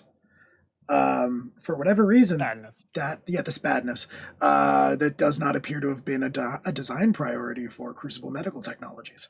So yeah, you are kind of like currently in this hallway lined with like consoles and systems that you're all fairly confident are related to the airlock itself. And down the hall a little bit, it does appear to branch off in 2 directions, though you can't tell exactly where each of them go from where you are currently. We don't have any indicator of we don't have an inner ship map, right? We weren't able to pull that beforehand. So we don't know exactly where we're going. Don't believe so, but while you're here with the console, I don't see any reason why you wouldn't be able to pull some schematics. That'd be good. Because we probably, I don't exactly understand, I guess, fully how this cargo is loaded on the ship. Is it installed as a module? Unfortunately, you don't have that information, but if you want to pull the schematics, you might be able to tell. All right. Okay. We'll pull the schematics. Okay, cool. You interface with the console. You just have your handheld, so it's not hard. I really like the idea that this is Jaxper and fucking Ellis standing at like a Mall of America style map. Yeah. It says you are here. The Cinnabon is on floor 4, and if it says we're here, but that's clearly an aeropostale, and it's telling me it's supposed to be an American Eagle. We know that the fucking Radio Shack ain't here anymore, so we don't know where we are. Right. So is the med thing installed as a shoe store? The ship smell like an Annie Ann's? I don't understand. If you can buy Vans at the PAX Sun, why is there a Vans? It doesn't make sense. Oh, who are they competing with anyway? So we're gonna look up to see if it's installed as a module, right? And if not, where it's being stored. Now that the audience knows exactly how much time we've all spent in shopping malls. Did you not know that we're all millennials? Hi, how are you? So yeah, you can pull up the schematics. It's all pretty straightforward and what you would expect from a ship this size. There are crew quarters. There's 2 labs that are on this floor. Up above is like more of the practical living spaces. So in that regard, it's laid out pretty similar to the way Nephilim is. However, there are 2 different compartments, 2 different sections of the ship that are unlabeled on any copy of the schematics or any information you can find, and efforts to dig deeper come up against firewalls. That's creepy. So I'm going to use the last of my scope it out hold. Okay. And say, so what I'm doing here is what's my enemy's true position? Okay. Is the question on the list, but what I'm going for here is, according to what information I have, which of these is most likely to be the thing we're looking for. Okay. Very cool. There were two things that I couldn't get into. Right, exactly, yes. So you're just trying to figure out logically, from what you know of Crucible stuff, which what one. I know of Crucible, what I know of Crucible stuff, and also what I know of this thing. It's the closet sized. I know it's about closet sized. I know it's going to be drawing a certain amount of power. I know a couple of things about it, along with a couple of things about Crucible to sort of say, okay, which one of these is most likely to be the thing. Sure, absolutely. Okay, cool. That makes total sense. These are at like opposite ends of the ship, so it is pretty straightforward for you to determine. From what you can see, the one of the rooms sits directly over the engine rooms, the engine room, which would be where the main source of power would be drawn from. So it seems to have a direct line to that power source, which, yeah, you would imagine this unit probably draws on a fair amount of power if it is hooked up. The other component, the other unmarked component, is at the opposite end of the ship, much closer to the front on this level, and it is hard for you to say. What that could be based simply where it is on the ship. It's farther away from the power. That's about all you can really tell. But the one that's the one that I'm tweaking as the most likely thing is the one that's plugged in. Likely, yes. Okay, so I'm going to let Ellis know that. Just say it's probably this one. Let's check that out first. I don't know what that is. There's secret shit, but we're not being paid to just grab random crap. So let's go. Let's just hope it doesn't fuck with us. Yep. Okay, so Ellis and Jaxper are going to investigate the one that's over the power source, right? Yeah, kind of presuming too that if it's plugged in, we're gonna have to detach it probably there, so that we can then pull it out of the ship using the crane. Sure. Yep. Because that was kind of my question too. Is if it's sitting in a big crate in their cargo hold, then cool. We just need to put a forklift under it and roll it off the ship. But if it's installed, I assume there's a trailer decoupling process. Mm-hmm. You're gonna have to rip this thing out or something. Probably, yes. Depending on how careful you want to be. You could probably just rip it out with the We want it crane to arm. survive. Yeah, to get paid. Ideally. Well, also I will just take the opportunity to remind everyone, you get paid even if you don't bring the unit itself back, as long as you bring the data back. Oh, that would be another good thing for Karis and Maeve to remember, given they're going to a security station. You do get paid more if you bring the whole thing. Sounds like Jaxper and Ellis are on module duty, and the two of you are on security data duty. All right. Sounds good. So are you, Karis and Maeve, are you going for this console right here, the one that's reading the firewalls, as you try to delve too deep, or are you trying to locate a different data center within the ship itself? I would ask Karis where he thinks the best chance of us getting it, because I was just overriding the auto lock, which would be the most direct from this console. But if we're trying to now do other things like security and data, if it makes a difference which console we break in at. I think we should probably just, if you've already taken care of the security systems, we'll try to find the data console so I can get us everything that we need specifically for this job and this job only. Of course. Obviously. Because that's what we're getting paid for. Yeah, obviously. Yes. And you're just after a group payday. Yep, and that's it. Gotta get the money to keep flying. Exactly. All right. With that said, let's take a quick break, and then we will be right back. We'll just take a quick 5 minutes, and then we will move right on ahead with our heist. So thanks for hanging out, and we'll be back very shortly.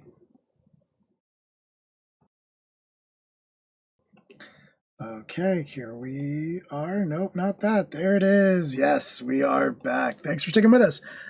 We will pick up right back where we left off, which was with our team splitting up to investigate 2 different avenues of information to complete this heist.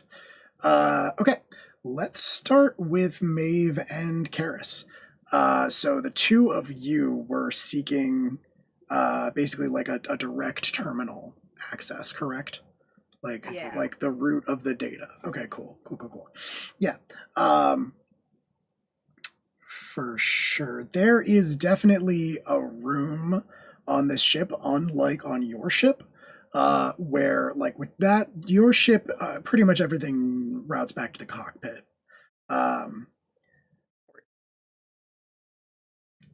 Cockport. There it is. Thank you. Yeah. Thank you so much.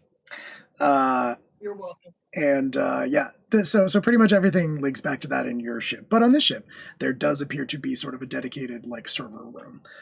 So you can find that on the map, the kiosk, and then make your way to that section of the mall. And yeah, that door pretty much like you can pop right open. Now, as you start down the hallway where it bisects, where it separates into the 2 different directions, the map is telling you that you are going to go right, which leads you down a wider stretch of the ship that is separated out by closed doors that have control panels to the side of them. The other direction, which is where Jaxper and Ellis will be going, there is, similar to your ship also, a metal staircase that leads up to the 2nd floor of the ship. And that is much nicer than it is on your ship. Like, it has a color. It is not just exposed metal. Very fancy. I know. So fancy. I know. It might even have, like, ceramic tiles that you can step on. I know. Crazy. And they're heated. Underheated marble. Yeah, exactly. It is subway tile, though. Oh, yeah. These people too fancy. It's These true. people have too much money. We should take some of that from them. You should redistribute some of this money. Yes. Yes. Maeve is about this. To us. To those who need it. To us, we need it. Yes, but ultimately, we're stealing this stuff for the benefit of Mars. Well, in so much that you will spend it on Mars, and it will all trickle down. Yes. It'll stimulate the economy. We're trying to grow the GDP. Okay. All I can we're see. We're trying to go to space. All I can see is Della mouthing angrily in socialism. That's pretty much accurate. Yep. Yeah. Anyway, yeah, so angry socialist noises, i.e. how Della and I live.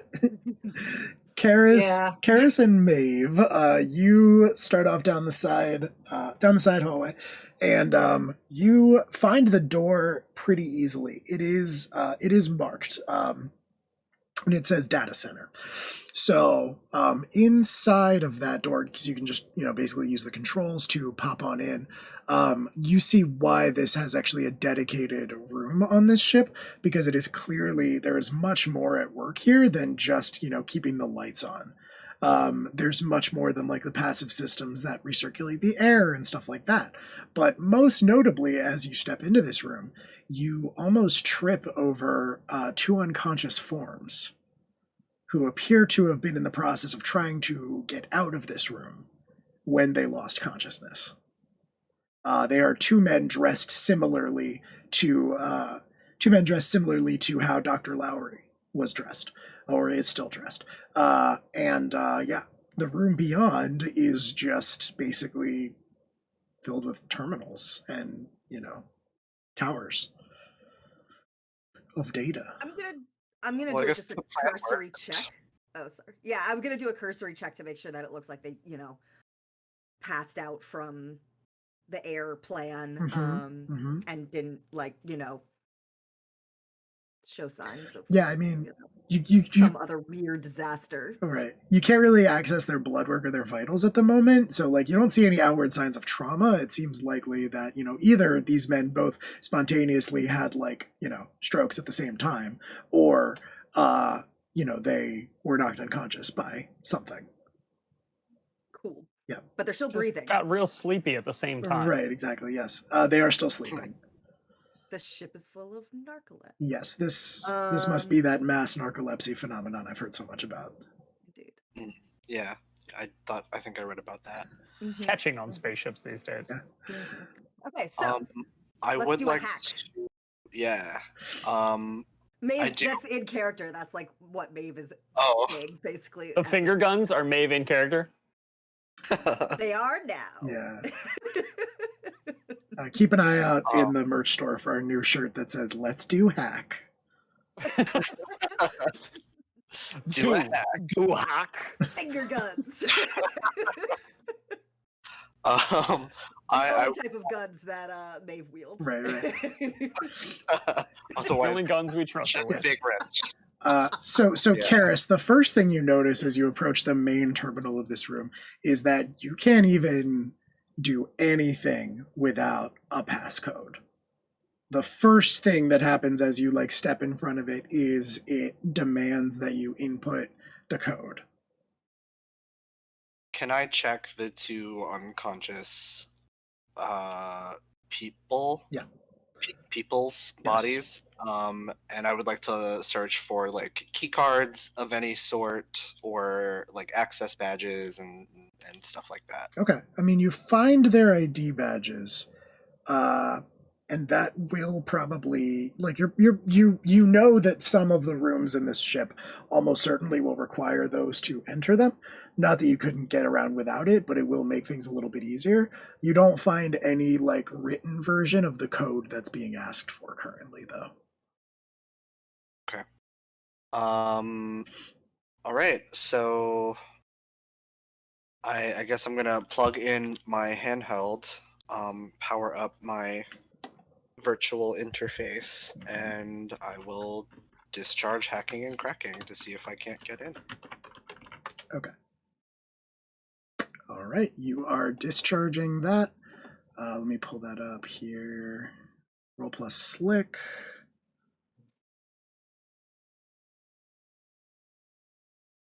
This is a big important roll. Don't mess it up. No pressure. No pressure. Hey, you didn't. You didn't mess it up. You did a good job. You break in with minimum fuss and choose one. You guys have been rolling really well on this heist. It's very weird. Well, after Karis passed out. That wasn't. Yeah, I mean, yeah, that's true. That was a fail. But otherwise, everything else has been pretty good. It's been mixed success or better, yes. Yeah. Which means we are now cursed and the rest of the heist is going to go badly. Nah, that'd be crazy. Okay. You have to choose one, though, still, even on a 10+. It's going to take you a while. You have to trigger an alarm or alert someone in order to get what you want, or you'll have to leave traces of your incursion behind that incriminate you. I'm just going to say it takes a while to get in. Okay. All right. So you are going to be here. Yes. You are going to be here for a minute while you begin hacking this process. Maeve, you're kind of looking over Karis's shoulder. And Karis is doing some next level shit. Karis knows what he's doing. It's not weird at all. Suspiciously sips milkshake. Yeah. Just procured out of nowhere. One of the guys left it behind sitting on his desk, and Maeve just casually picks it up while she's watching this happen. Hey, where's my milkshake? Boba. Della, do you not boba? That doesn't surprise boba me. Is probably two of the worst words together. Leftover boba. I don't like the way that felt. It might be fresh. He got knocked out pretty hard. That's my milkshakes.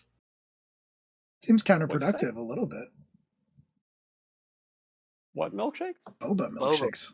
That's just a tapioca milkshake. Yeah. Well, I assume it's like a milkshake that then has tapioca Oh, pearls. in it. yeah.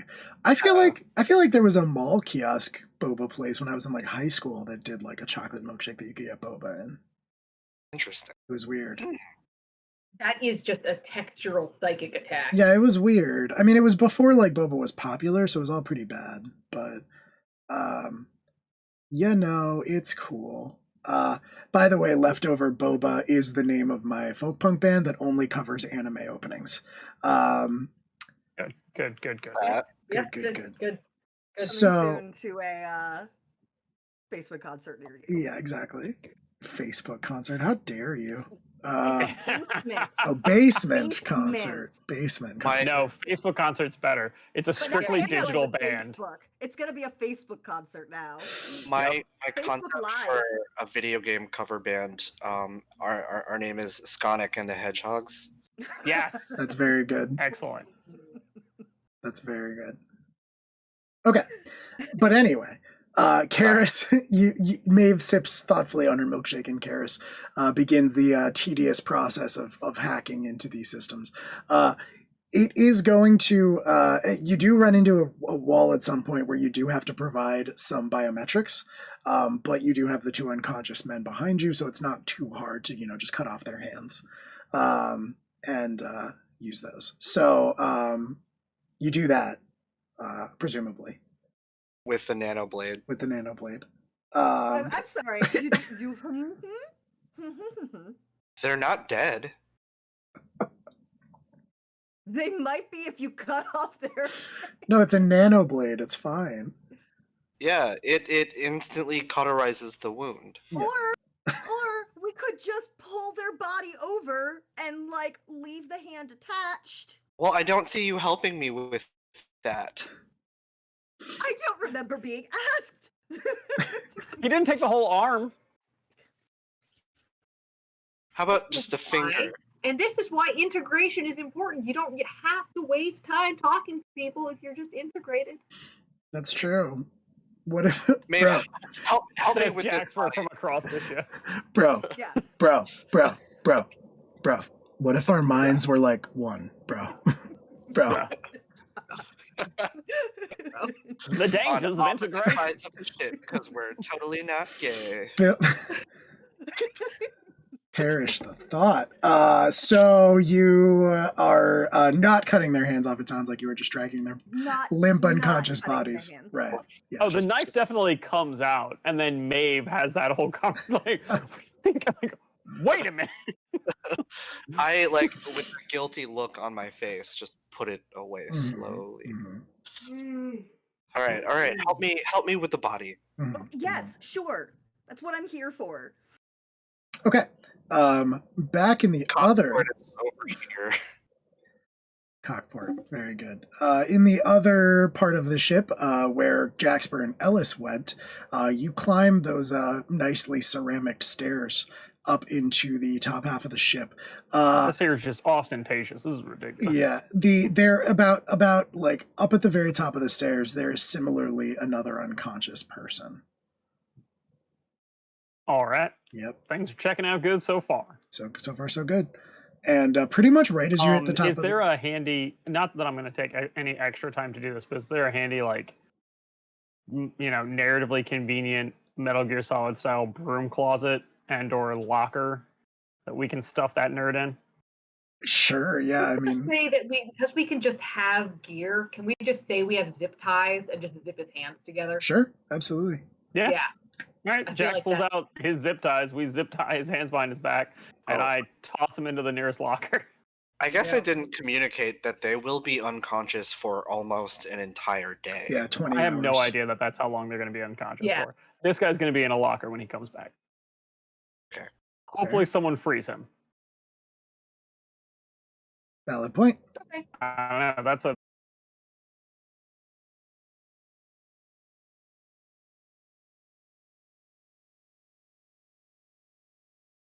That was us. And also, that's right. that was also in a low oxygen environment. yes.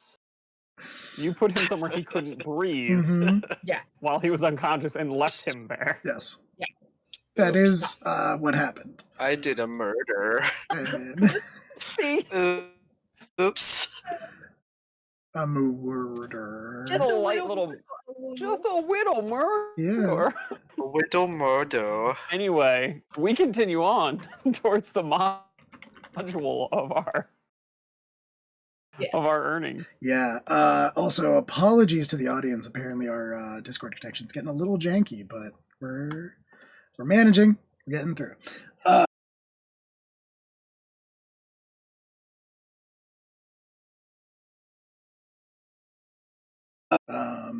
Which appears to be behind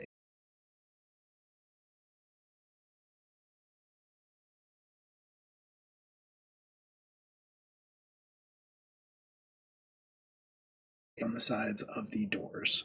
Oh, okay. Yep, it's gone funky and we look like an expressionist painting. That's cool.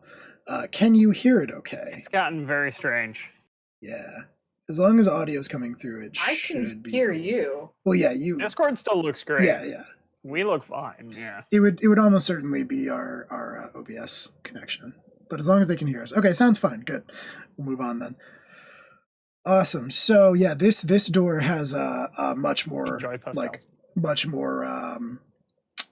robust security setting, with probably also requiring, as far as you can tell, like scans of biometric data and passcode. We gotta go cut off that guy's hand then, huh? We're gonna have to go. We gotta go haul him up to the door. We're not gonna kill any of these people today. Well, all right, that's fair enough. But we're also gonna need a passcode, maybe. Looks like a PIN number or some kind of. Yeah. Quick. I am. What year was he born? Yeah. Right. What's it look like his dog's name is? Like he'd name a dog a Max. Looks like a Max to me. All right, well, I'll go grab that nerd out of the closet don't know if there's a thing to do, but actually, what I want to do is, I guess this is a scope it out roll. I want to see if I know anything about these doors, if there is a way around this lock. I'm thinking specifically in the movie Red, where Bruce Willis just like punches out the wall and unlocks. Yeah, is this a fail safe or a fail danger lock? Yeah. Fair. Because honestly, no, that's a fair point. Because this is a medical facility, and fail safe medical facilities are super dangerous. You want doors to open when security things fail in a medical facility, usually. Yeah. Not wrong. So that's what I'm checking out here. Meanwhile, I'm gonna go haul an asshole out of the closet. Yeah. Yes, So let me do. I'll roll for that if you want, for Huck Potato Boy. No, I don't think you need to roll for that. I don't think that would be narratively stimulating. Okay, so dropped him. Shit. Right. So basically, what you're trying to figure out, Jaxper, is if you rip this off the wall, will something bad happen? Yeah. Well, I'm trying to find out if what are the weaknesses of this lock. Okay. So in Red, basically, it was like, yeah, the lock is super imposing and important, but if you punch through the drywall, you can literally reach the latch of the door. Right. And open it down. Yes. Yeah. Bypassing. Oh yeah, alternative security. Yeah. For sure. So, for sure. Is there a gap? It wasn't an alternative security. It's a design flaw. Right. Because like it was not meant to be used that way. Right. So that's what I'm looking for. I'm looking for other ways to get past. Okay. And I got an 8. So you can ask one or if question. Jack can literally just punch the door. Right. Exactly. Yes. You can ask one question. So yeah, this is what's the best way past without alerting people to my shenanigans? Well, I think to your perceptions, you don't necessarily need to worry about alerting anyone, because as far as you can tell, everyone on the ship that isn't you all is unconscious. So the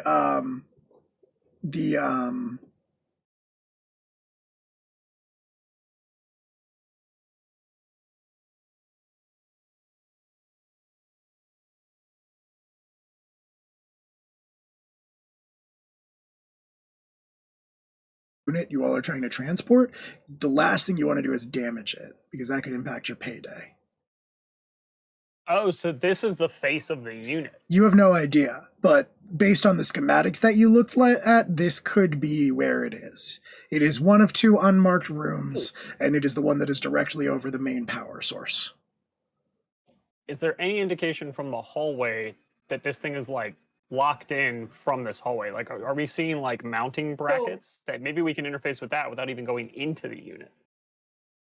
We're just trying to yeet this thing out the side of the ship. We're not really trying to like fuck around inside, right? Yeah. So what's my best way past this door? Okay. To get through this door. So throwing a grenade sounds like a bad idea. Probably. The ideal way to do it would be to ensure that it is not damaged, would be to override the security in the way that it was meant to be overridden. So if it's asking for biometrics, provide the biometrics. If it's asking for passcode, either provide the passcode or hack through it.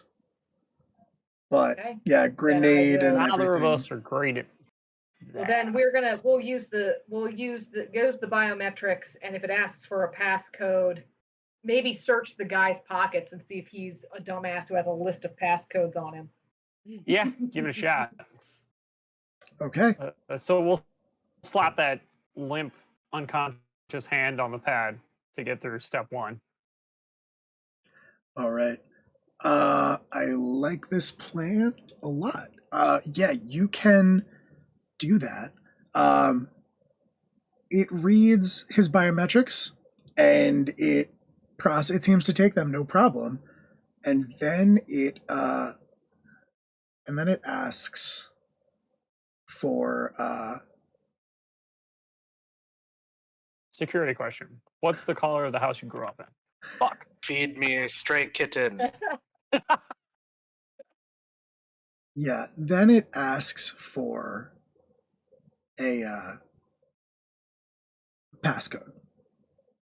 It asks for your master code. Well, yeah, we rifle through his pockets. I mean, you find plenty of stuff, but you don't find anything that says master code. Damn. I guess we could wait for Karis to come hack it. Yeah, you could do that. Alternatively, I will offer you another option. Jaxper. If you were to stare into the abyss looking for forbidden or forgotten knowledge, it's possible you might recall something from your Crucible days. Forbidden knowledge of the past. Yes. I'll do it. Since you've been so close to your past this session. Meanwhile, Ellis is like going through the guy's wallet, like looking for like his coffee club card and his Subway points for royalty card, being like, is it his birthday times the amount of footlongs he's eaten? All right, I got a 7. You got a 7. All right. So I ask, and the abyss will answer, but it is hungry. And I will ask you 2 questions. Yeah, so I think Jaxper is also probably looking through this guy's pockets and probably sees something that triggers a memory. And I'll let you run with that. I think that makes a lot of sense. I think I don't think it's anything on the guy's person that triggers it, but when the system console asks for the master code, it would say Project Caduceus Manager, Dr. Emil Lowry, and then it would ask for the master code. Now, you see that, and I think that like you're kind of staring at that, and you have that same sort of harsh flashback. This time,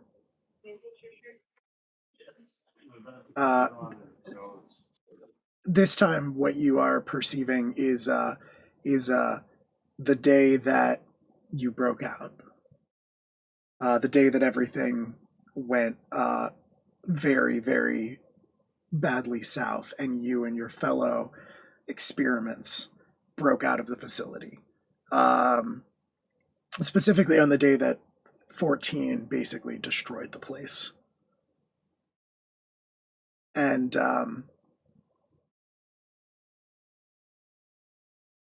you have this very like distinct memory of trying to leave the building behind. Even just the section of the building that you all were housed in after they deemed you too much of a risk and they kind of locked you down.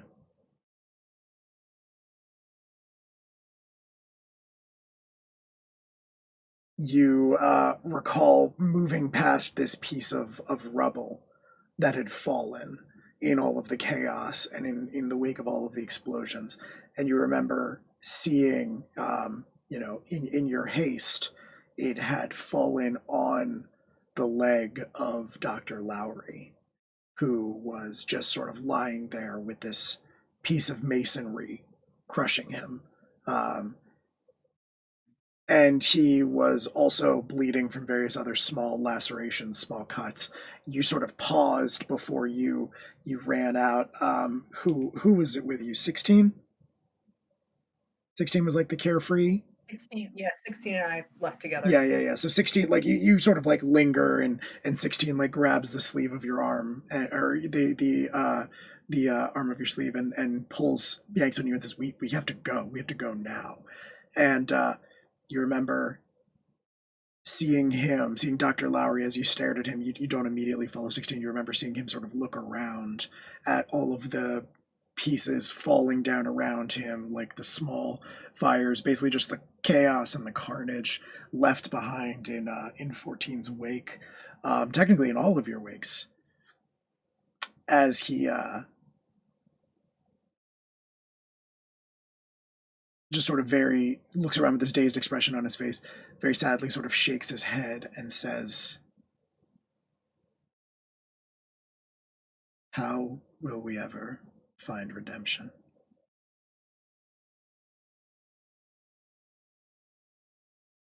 You snap back into yourself.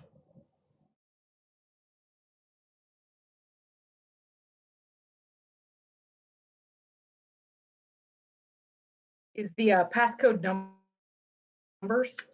It can be anything. Or the number?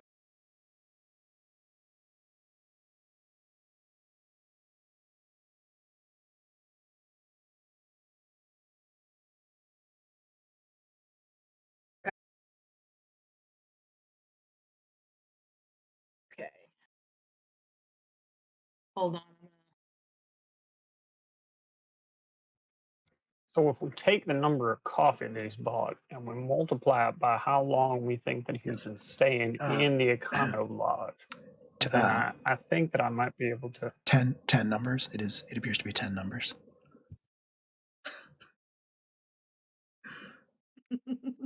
Okay, cool.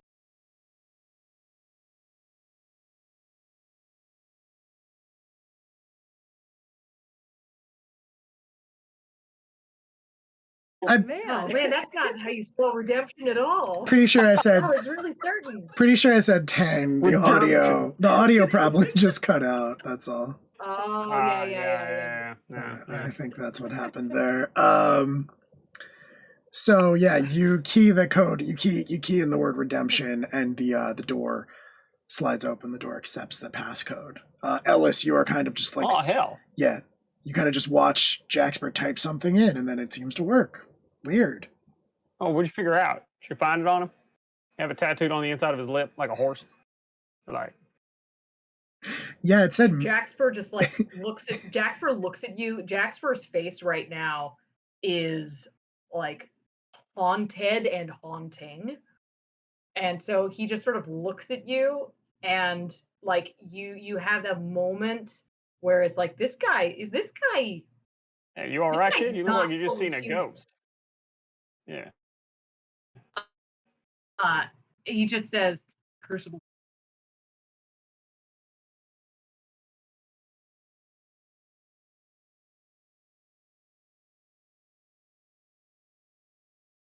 Beforehand, man. They built. And now I'm gonna open the door. Okay, what? Very good. Also, completely unrelated, but Tayo, I definitely thought you were just drinking milk. I am. Oh, okay. Out of your jug? Yeah, just casual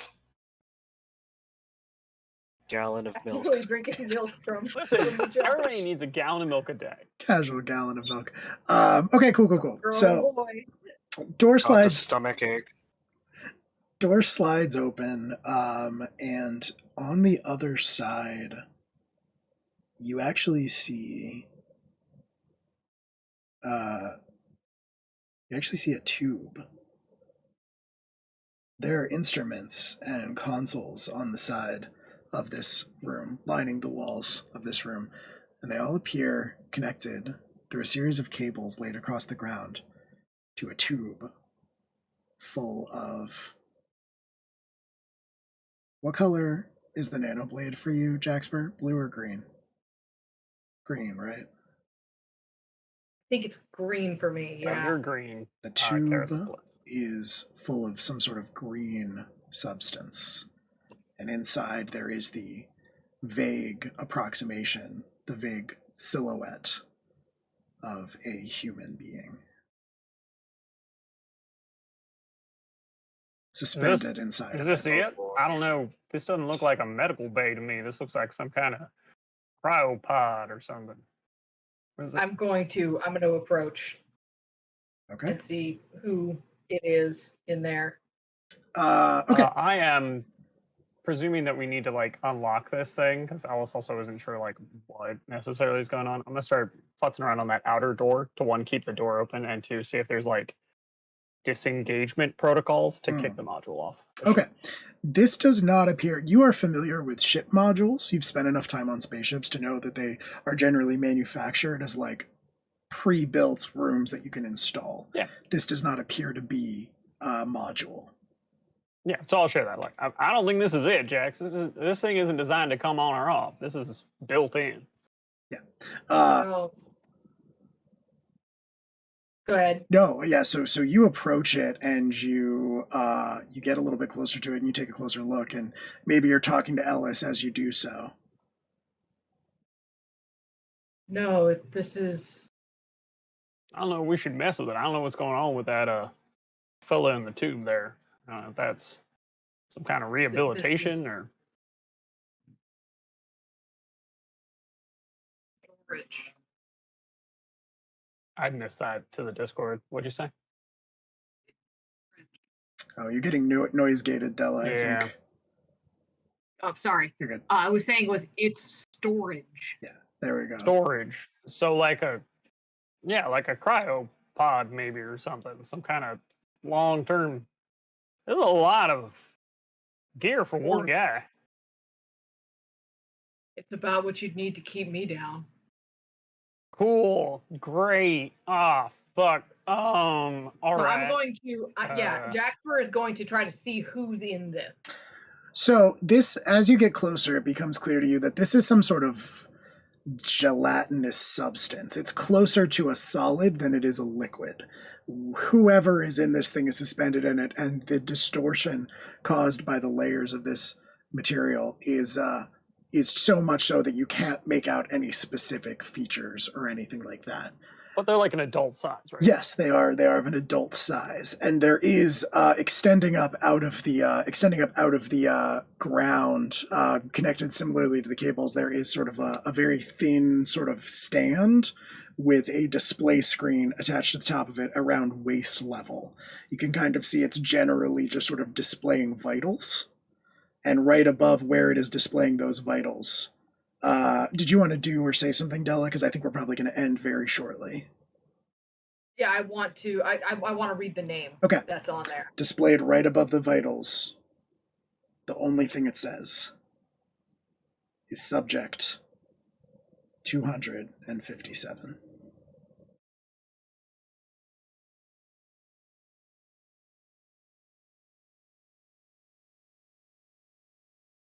Oh shit. Oh shit.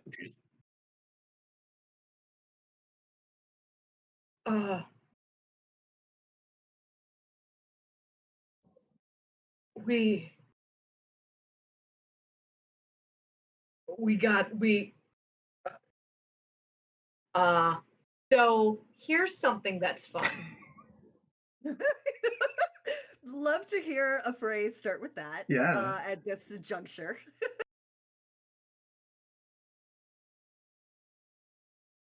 What's fun? So I'm at max storm capacity. Uh-huh. And I'm about to gain another storm.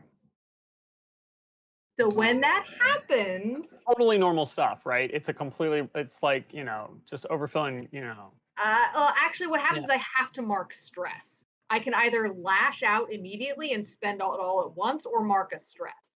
So you're not going to do the second mark thing, a stress, but that is putting me in a bad spot.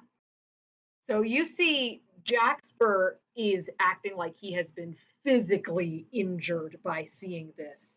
All right, so we're going to get out of the room then. Staggers. We're going to leave. Yeah. I was like, it's not this. It's not this.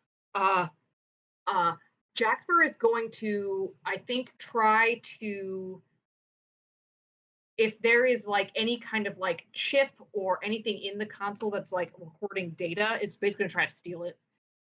It's going to try to steal data at this point. Okay. Like, can I steal that pad? That's like, yeah, I mean, you can rip it out. Like, you can rip it just like fully off of the thing that's holding it and like out of the ship if you want even. Yeah, but, no, I'm doing does that. That I'm have data in it though? I'm fully doing that. I am fully just ripping that out. All right. Fuck. Okay, we're going full destruction. I'm going to mark storm on this. Okay. And like just pull it out of the ground. And I'm saying that someone is going to be frightened by this, potentially Ellis. Yeah, I mean, I guess my reaction is more anxiety of just, oh, we're doing that now. All right. Yeah, this is like a metal stand, and Jaxper just twists it off. Yes. And just starts walking away. I agree with that plan. Let's get the fuck out of the room. And I will like re-zip tie the guy that we used as biometrics for and just chuck him into the tube room and push the lock button on the door like, all right. And that happened. Hey, Karis, how y'all doing? So how are we doing? Here's a thing. Here's a fun thing. Ellis. More fun. Ellis, you zip tie the man who you brought into this room with you. The man with the biometrics. As Jaxper sort of rips this thing out of the ground. Yes, rips this thing out of the ground and then storms out. You zip tie this man's hands behind his back, and you exit the room that you were just in. Mm-hmm. But you don't see Jaxper anywhere. Fuck me. Fuck. Yeah. No. Yeah. So then the call instead to Karis and Maeve is, Jaxper's gone a little AWOL. How are things going down on your end? We might need to leave the ship expeditiously. I need a little more time. Yeah, work fast, Fran. And then I'm going to start at a nice trot down the hallway to try and find my friend, Jaxper. Right as you finish that call, Ellis, you hear a whir of something kicking in. Okay. You turn to look back into the room. You spot down at the base of the tube where Jaxper ripped that panel off. You see just a very slight sparking. And then that whirring is replaced by a suction noise as that green liquid starts to drain from the tube. Oh, fuck. And I think that's where we'll call it for this session. So I had said that I like punch the console, but that's going to be like when I see the look fuck, like slam the security console. Yeah. Absolutely. Okay. All right. I should have gone with Jax. Fuck. I mean, you want one nano bro per group, obviously. Yeah. That's so it makes sense to do it this way. Exactly. That's the optimal ratio. Integration. One of us has to be causing problems. Right. At all times. Right, exactly. Yes. Yeah, you want one, you never want two nanobros together, because that's just dangerous. Yeah. Well, then all your action is in one place. True. And then Ellis and Maeve will just be playing Pinochle down on the other side of the ship. Exactly right. Hey, Maeve was like VIP for a while there. No, really. I'm not saying you're not important. I'm just saying like you and I tend to have quieter problems. MVP. That was the phrase I was going for. VIP. MVP, PV, MDMV, baby. I noticed Karis was knocked out. I got the door open. True. I made everybody stop freaking out and like get back to the plan. I was like on it. You were. You're the reason we're in the ship. 100%. I had a real good streak at the beginning of this mission. I'm not saying you're not accomplished. I'm saying wait in the car. Our problems are quieter. Maeve is on top of everything except for everything that's suspicious. Right. All of our mundane problems you solve very handily. Which is good because we're all very bad at mundane problems. Right, because Maeve's always like, Karis just did something I've never seen him do before. Okay. I'm going to drive the car and then fix the ship. I'm sure he'll tell me about it when he's ready. Wouldn't want to push him. Okay. Everybody's got people got all sorts of stuff they're dealing with. It's true. And on that honestly, note, I just appreciate the time because I don't know what to say to you yet. Yeah, exactly. And on that note, everybody's got their own stuff to deal with. And that's what we have to go do right now as real adult people. So thank you all so much for hanging out with us today. Thank you all for watching Live from the Apocalypse. Thank you for chatting. If you donated, if you followed, anything like that. If you're checking us out for the first time, feel free to drop a follow. We play games for charity pretty much every Sunday. This game alternates with our ongoing Call of Cthulhu campaign, raising money for the same cause, children's hospitals through Extra Life. And that'll be next Sunday. Then after the Sunday after that, we'll be back with more Nephilim and then so on and so forth for literally ever. They will never end. It will never end. We will always be here. So yeah, definitely check us out next Sunday. That's when we'll be doing Pulp Diction, the aforementioned Call of Cthulhu game. And we also go live several times throughout the week, just with like video games and fun solo streams and things like that. So those also benefit various charitable causes. If you want to keep up with us and tell what the schedule is, you can follow us on Twitter, or you can join our Discord community. I'll drop the link for that if you are so inclined. We hang out in there. We have a lot of fun. We also update scheduling stuff in there. So feel free to hop in. But otherwise, thank you so much for joining us. And on that note, let's all say goodbye, everybody. Bye-bye, everybody. Goodbye, everybody. Here we go. Have a good night.